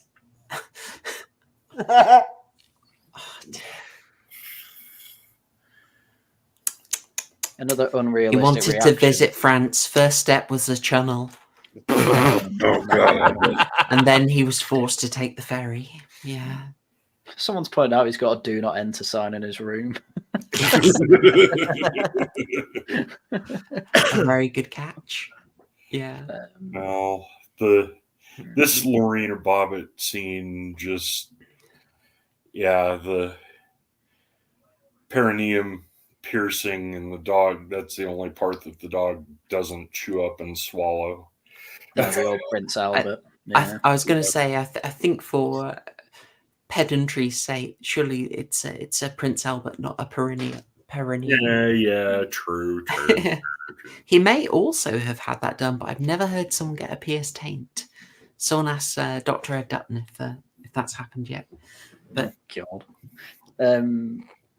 Sorry, I'm just that whole entry hole thing made me just remember the Ali G film where he's like, "Me exit all should always remain me exit all, and should never become me entry all." You know what I mean? God. oh dear. I'm not sure if that's one of Charles Dance's best performances. Oh, who's the other one? Who was it? Who was in The Hobbit? He was Frodo in The Hobbit. Martin Freeman, yeah. Freeman, yeah. You always forget that Martin Freeman was in the Ali G movie. That's right. Yes, he was. Absolute state. He gets bummed in that as well. He does. He goes to Browntown too. You two are going to hate me for this, but I've never seen Ali G. Oh, come on. I don't think you missed out, to be honest. No, I'm only subversive. you have. Right, again, I'm going to do it again. I'm going to say again because I was having this conversation not long ago with Dens because he only recently watched the film. My favourite scene, hands down, is where he's doing a hunger strike and he's chained himself up. You know where I'm going with this. He's chained himself up, right? He's doing his hunger strike. And at one point in the film, the East Side Massive come along, right? And they pull his trousers down. Now, there's obviously nothing he can do because, he's chained up to the fence. Okay. This blind Irish guy comes along and starts cleaning the poles. And as he gets to Ali, he grabs on. Right, and he's like, "Oh shit, this rail is very dirty. It's going to take a lot of scrubbing." It's such a painful, belaboured setup. It's so good. I felt like it was almost meta in how weird and stupid it got. Yeah, something LAG, something about the British humor just. That movie didn't set right with me. Look, I'm going to be a total buzzkill. I'm very against, specifically Sacha Baron Cohen. Just like Ali G, like yes, it was very funny, but I'm going to point out that he was a deeply subversive individual who was effectively trapping people. Like, when you know how he got the interviews, he was pretty much exploiting people's politeness. Oh yeah, And then when he's got his power and money, he starts saying, shut it down. These people are making up the jokes that are ladder. very insensitive. I'm oh like, yeah. He very much interesting. pulled the ladder up from underneath him. But I mean, Yeah. at that moment in time, oh, brilliant. Yeah. And the film in particular it does have a meta quality. Like, it knows how stupid it's being. Big time. Dr. Bradley, yeah, same way with Borat. That's why I say deeply Yeah. subversive individual. Deeply subversive. My wife. Never seen Borat either. It's not as good. I'm sure it Anyway, isn't. so we are heading into one of the weirdest climactic fights of all horror. So, sorry, I'm just going to say he does sing that very interesting song in a Texan bar. Throw the down the well. clips. So many Then my people country can can be be free. free. And then they're all going, so my country can be free. Patrick Batman, I think Chris Morris is indeed better, but I also believe Chris Morris is deeply subversive. Oh my god! But that's another stream. You think everyone's? You think Charlie Brooker's subversive? I've been trying to write a long thing on the politics of Black Mirror because I think Charlie Brooker is actually really interesting. He's like one of those guys who nominally is in the left, but clearly does not fit there. Because he's just very, I don't know. I think he's got a very interesting way of looking at things. He's an optimistic about people in the way that the left would usually want you to be. The idea of, we'd all be wonderful, but we're corrupted by institutions and systems. And Charlie Brooker does not believe that at all. I just want to, yeah. Well, my left wing definitely Gen X. He's got that attitude. But just for Chris Morris, what I would say is like he goes and makes Brass Eyes pedo special about the panic. This is the one thing we didn't want to happen. Which feature, like talking about the panic over it, but I think we know like the panic, the phenomenon that we're panicking about was very real. He certainly knew that because he worked with the BBC. He went out of his way to include a DJ who was a nonce in that special. Who could he have been talking about? And yet he decides to sort of ridicule it. He picks convenient targets on the right and only targets on the right. Now, Chris Morris, I think, deeply subversive individual. Just going to say, I'm a bit of a party pooper on him. I used to be a huge fan, but I just, I don't know. And but he's funny. Well, yeah, he's funny. It's just I don't know. I have a wider thing about your sort of satirists, and you sort of notice a trend in what targets they pick, and it sort of makes me reevaluate. But I kind of just step over all that. It's like, they all do that. I don't care. Did they make me laugh? That'll do. That's my mindset. Like, we have such an alternative media that picks the right targets, if you will, as we'd say. It's, I don't think it's as much an issue. What does Charlie Brooker do these days? Not much, apart from Black Mirror every now and then. Because he was on not the 10 o'clock news, was it? The 11 o'clock show. It might have been that. He did it with it was with Jimmy Carr and yeah, I know the one you mean. I remember that. I think that was probably my first red pill of like, wow, this is all very one-sided. That was kind of my first red pill, that show. So I was like, I like Charlie Brooker because my brother did. And then watching that, I went, oh, wow, this is... Like, I get the Tories are in power and all that, but I don't feel like they're being fair. And then you start seeing it everywhere. And so then it's stepping over and start thinking, I'll just find what's funny. Yeah, Labour get into power and suddenly the satirists don't like to target those in charge. Suddenly they're like, desperate, but... I don't want to make jokes about those people. They'll still be bringing up Liz Truss in 10 years' time. No doubt. Sorry, I've deviated us. Well done, chat. You got one of my trap cards activated. Take us on a tangent. I should move on. This is, as I was saying, one of the weirdest, I guess, final battles, showdown fights in cinema history, because that's effectively what's going on here. And it is played very oddly. Like, they don't really have much dialogue here. They're just kind of. But do you have much dialogue? I don't know. There's some dialogue. He goes, Drop it. Drop it. Spits out the piercing. It's play. I mean, at this point, she's fully in charge, and she fully knows it's like. Oh yeah, this was her first planned kind of penis assassination. So, good for her. What do you think the commentary is on this then? At this point, this is a showdown. What does it represent? What incest is bad. Okay. That was just a general statement. I don't know if the film's saying it. They're not related. Yeah, I know, right? Anyway, but what's it? Women, when they're in charge of their sexuality, can be succubuses, I guess. Yeah, don't annoy women, otherwise they'll lop off your penis. Believe women when they say no. Yeah. I don't know. There's probably a darker red pill reading of it. Like, once you get there, you effectively, maybe it's a warning against domestication. You think you're taming her, but actually she tames you. I don't know. Maybe there's some people who read it like that. That's what I mean. Don't listen to women. Yeah, correct. It's Homath said so. Homath. Oh, good. And you will note, of course, so a fun fact about this, I mean, when the dog actually goes and eats it, I couldn't help but make a devouring mother joke. No way. Mother, what? This one.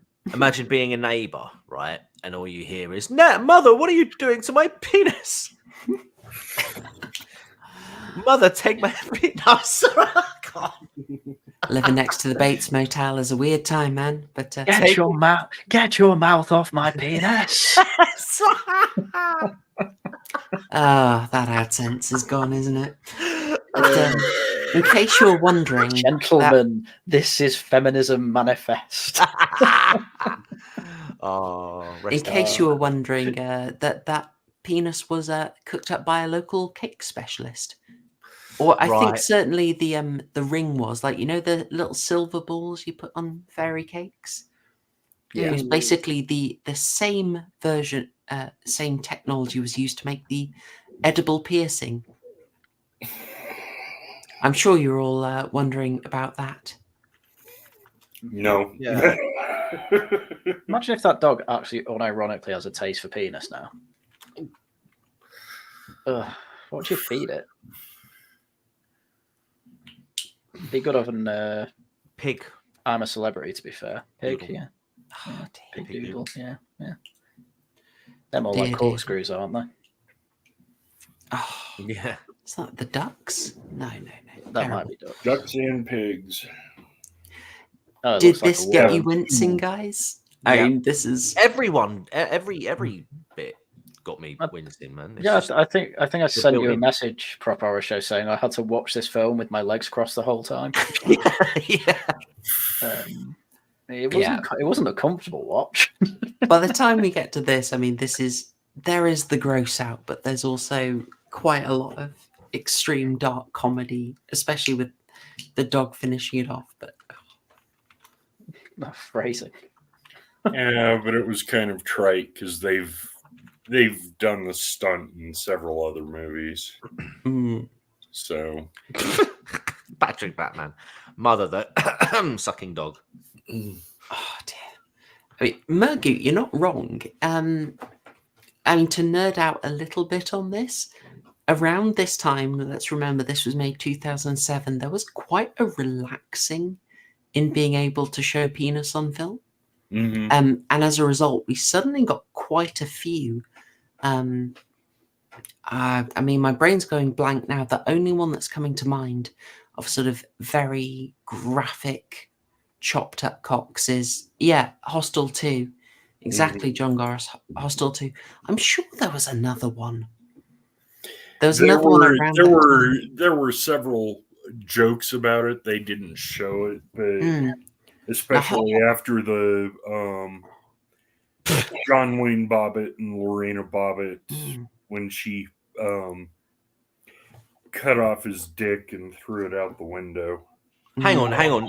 This was in the 90s, right? 90s. Yes. That was in the 90s. That he went on to have a wrestling match against Triple H. He was also in a porno. wow. Called, He was. Yes, he was. Sorry, what were you saying, Murgoot? John Wayne Bobbitt, after he had it reattached, he was in a porno called Frankenpenis. Oh God. Yeah. Yeah. Absolutely disavow. Yeah, and he had a wrestling match against Triple H. You'd have thought he'd have been wary to get back into the ring. Exactly, yeah. Absolutely, sorry. Indecent, very indecent family stream.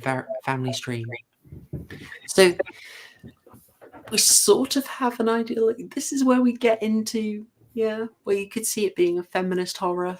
But even if they're going for that label, I don't think this film comes with the kind of, I mean, there's a little addendum after this, but let's be honest, it's kind of repeating the point of this scene that she now... Yeah, the old man who picks her up after she gets a flat tire when she's running away.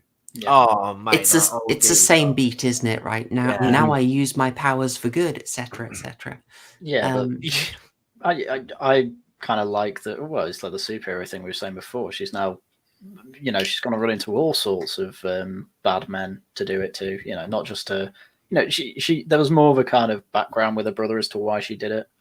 With it, like this, just some random old dude, and he's just seeing what he can get.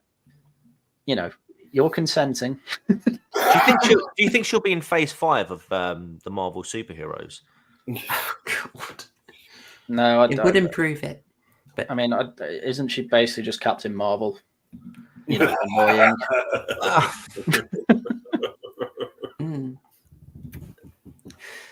So even though this is often lauded as a feminist horror film, I don't get I don't get let's take that again. I don't get an obnoxious message from this. It doesn't feel very Guardian. No, it's more second and third wave feminist if it is a feminist film. There was a credit to Camille Paglia in the in the credits. Well, she is kind of... Paglia is an interesting one to cite because she's a bit of a heretic, really. Mm-hmm. And she would, in some way, respect the sort of the strong female and male roles, which is certainly not what you would have in like fourth wave. Then maybe we don't want to go into a deeper theory there. I mean, the problem is that we've lived through, this came out, what? 2007? 17 years ago. This was before we kind of had the massive waves of mental, postmodern feminism. Like this, if this is a feminist film, it's kind of like, it's not like woke feminism. No. If, I can use that cringe term. At all, which is fine. Like this is what everyone wants to go back to. Like this is what Critical Drinker and all that say they want. Just he's clearly written a film first. It just has to have feminist messaging in it, and even then, I don't buy it. Like nobody thinks like grape's good. I don't think it's feminist to say grape bad. I remember that famous quote from the Critical Drinker. That's right, guys. I just want to go back to a time when people were making films about women biting off penises with their vaginas. Why can't we go back to a time like that? Yeah, except he did it with a Scottish accent. Yeah. I think that, okay, I mean, what I get from this, and tell me if you disagree, like this is, I easily see this as just someone having to act defensive because she's in a culture that's a bit messed up. Yeah. Like, is it saying go back to 1950s good old Christian monogamy all the way? No, it's not that based. Maybe not, but it's starting to recognize. Yeah, I don't know, guys. We've got some problems here. And you can see people having different ways of coping with it, whether it's going straight into abstinence or just giving fully into the degeneracy as Brad does with his the old toffee knocking. You know, not to get too pious with it all, but Jesus basically says don't treat women like sex objects. This film says don't treat women like sex objects. It's, there is Pretty legit. Dawn is Jesus. No, that would be whoever the woman from Dustborn is. Unironically, by the way, they kind of like try and make her out to be Jesus, the main character. She's also pregnant as well, which me and Tharium just didn't realize till like part 7. So the story's absolutely everywhere, and I hate it. Anyway, I thought I'd show that. I'll be playing it probably next Wednesday. Hopefully, I can end sorry. it. It's okay. It's okay. I play it so you don't have to. I am a whole 10th of that player base every time I play it. So the 8 people at any time playing it, it's all streamers inflicting violence. It literally is. Just all saying how terrible it is. Yeah. Yeah. Oh, I'm so sorry Norway had to got their money robbed off them to pay for that. That first episode where you just waited until their dialogue looped and looped and looped. And you just kept going with it. I thought that's the most Haryan moment. He's going to wait the game out. They just don't do it. They never do anything interesting with any of it. I actually just try and rush it all now. I try and find the most bitchy reply and just do that. And I watch some of Dev's as well, and he tries to be a bit nicer with it all. And the same things happen. I'm fine. Like Dev's fine. Well, okay, he's absolutely fine. disavow. Okay, I'll put it another way. He's fine to watch him playing games. His takes used to be better. Anyway, lads, we have come up to 2 hours, and I have a trip to Swindon tomorrow, so I might have to close this off and ask you to move towards closing thoughts and scores. But we did get to the end of the film, so the bell end of the film, if you will. Way. Ding, ding, ding. And ding, ding. chat, you can start getting your scores in as well if you saw Teeth. Is anyone wanting to lead us off with their closing thoughts and scores? Sure. I don't know where the scores are going to be on this one. Sure. Go on, Murgoot. Cringeworthy, trite, not well acted. I hated everybody in it but the father. Jeez. Well, most of them you're tell us how you really feel.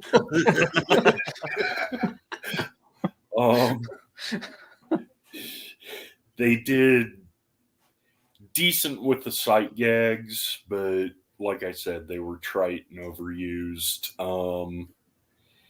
This is coming from somebody who has 45 years of horror movie experience. So yeah, everything is trite after a while, but this one's really bad about it. Just so many things are blatant, and there were some funny jokes, but I give it 5 burgers, some ketchup, lots of rancid chopped pickles, and a double helping of cheese on each one of them. I'm very glad you said pickles there. That could have been much worse and on brand.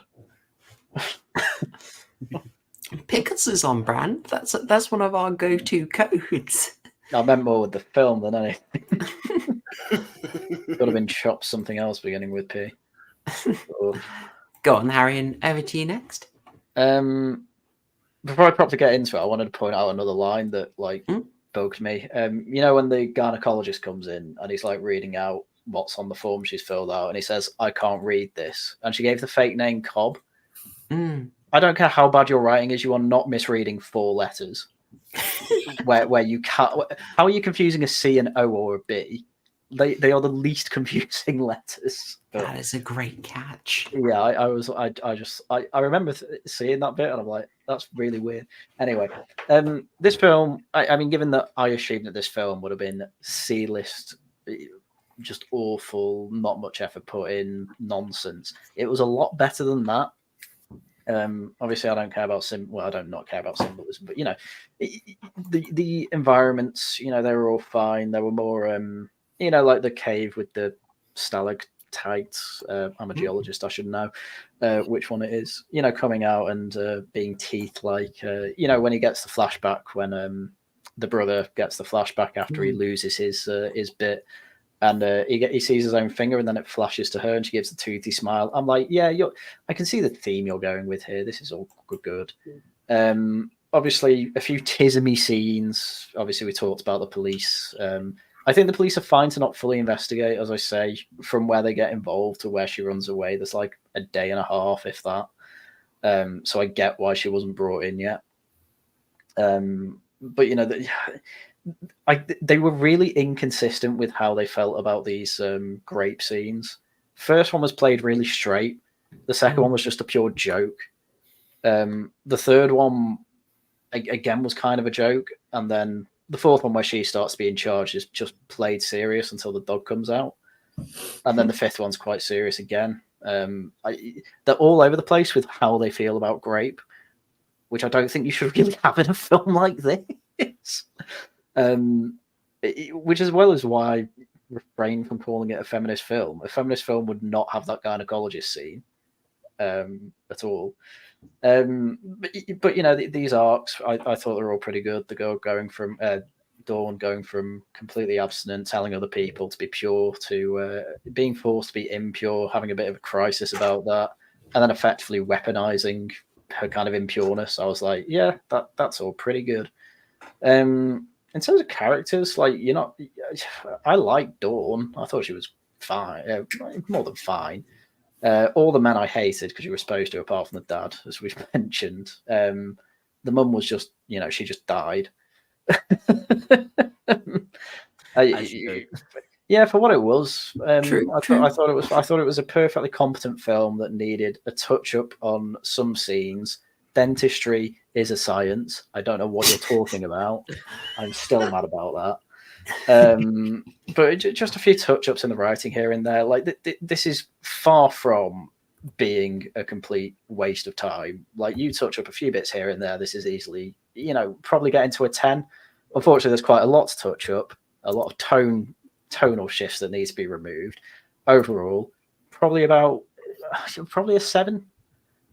Yeah, 7 out of 12 burgers. Yeah, nice. Yeah, plenty of ketchup. You know, a bit of cheese on there for the comedy scenes. And you know, shaving of truffle over the top. I think, you know, it had some class with it. I don't know why I added that bit. Take the truffle off. That was nonsense. I'm getting delirious. So yeah, I think 7's fair with a bit of cheese. There you go. Nice. Yeah. Fair enough. Yeah. TCG. Fair enough. Yeah. I just want to add, actually, like Haryan did with Ryan after he gets his doodle chopped off. There's a scene with him on the operating table, and the doctors look over at him, see the detached doodle, and go, "Is it really worth it?"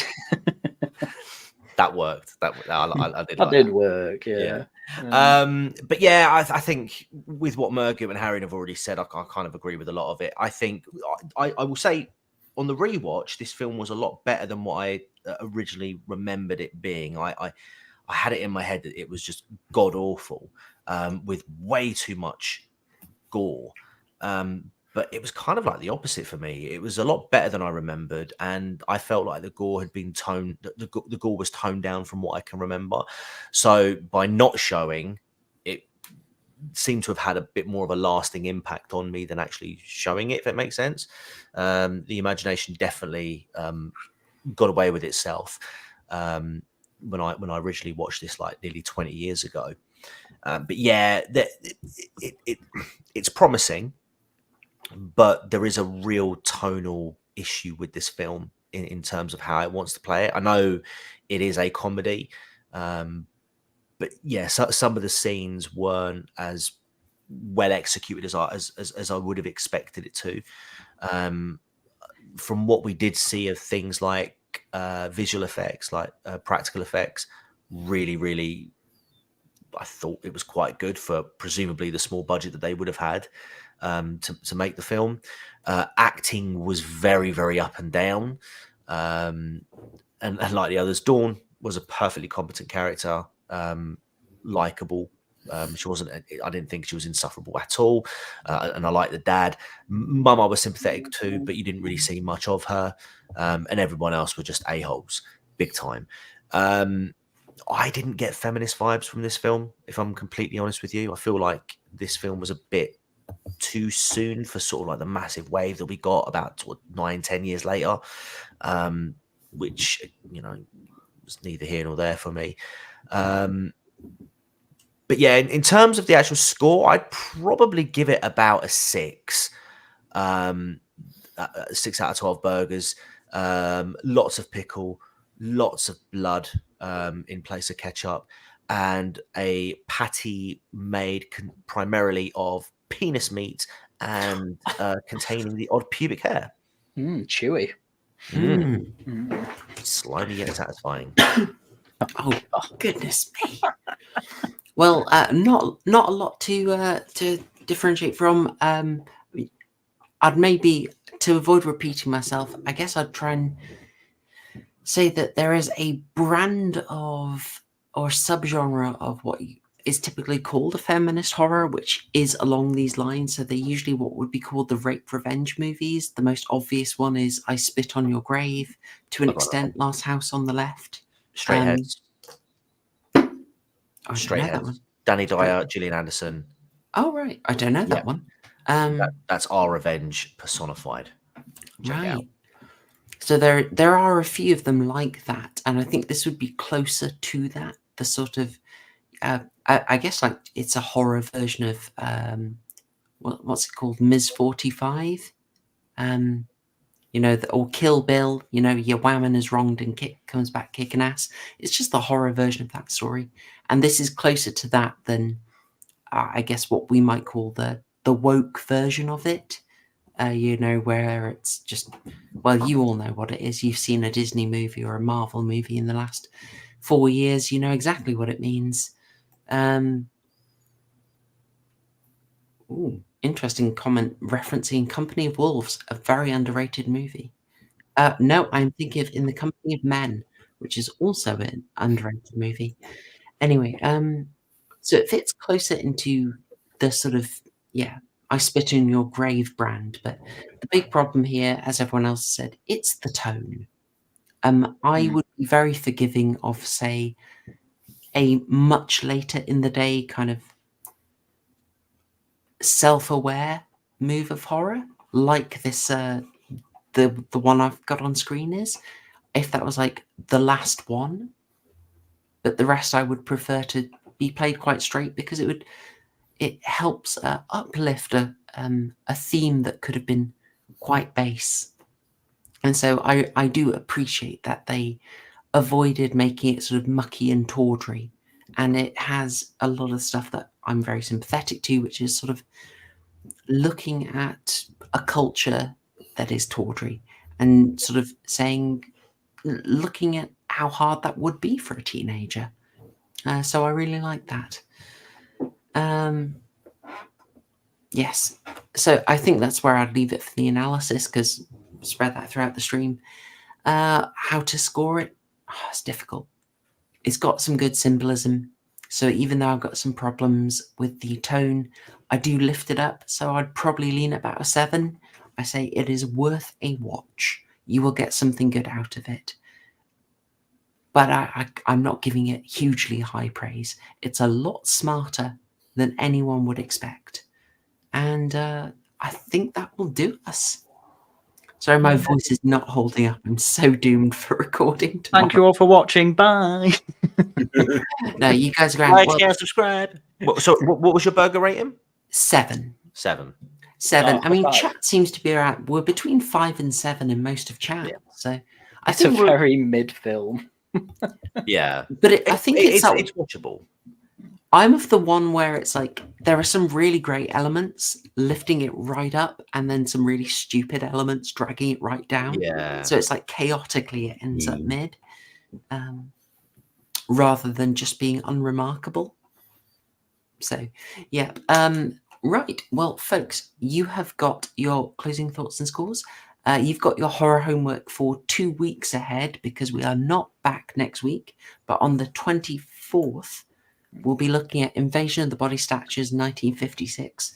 So please do look at that. And I don't know if we'll go into it because we have a different take, but if you want something not communism related, E. Michael Jones has written about it and has a very unique take on the film. So you could look at that as well in advance. And in 2 weeks, you should be able to track that down. Well, I was going to say, in the meantime, if you want to get your horror fix, come to my channel and watch me play Dustborn.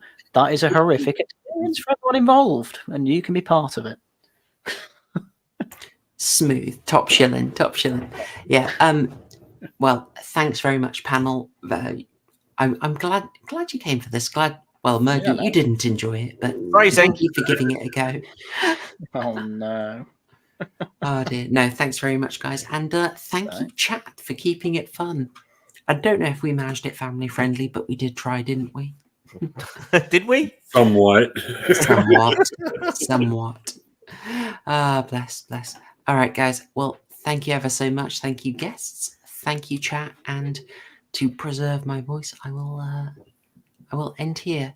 Hope you enjoyed it, and look forward. Join up as a member so you can fully appreciate all the Halloween specials, and I will leave you there. Thank you all. Cheers. Go away now.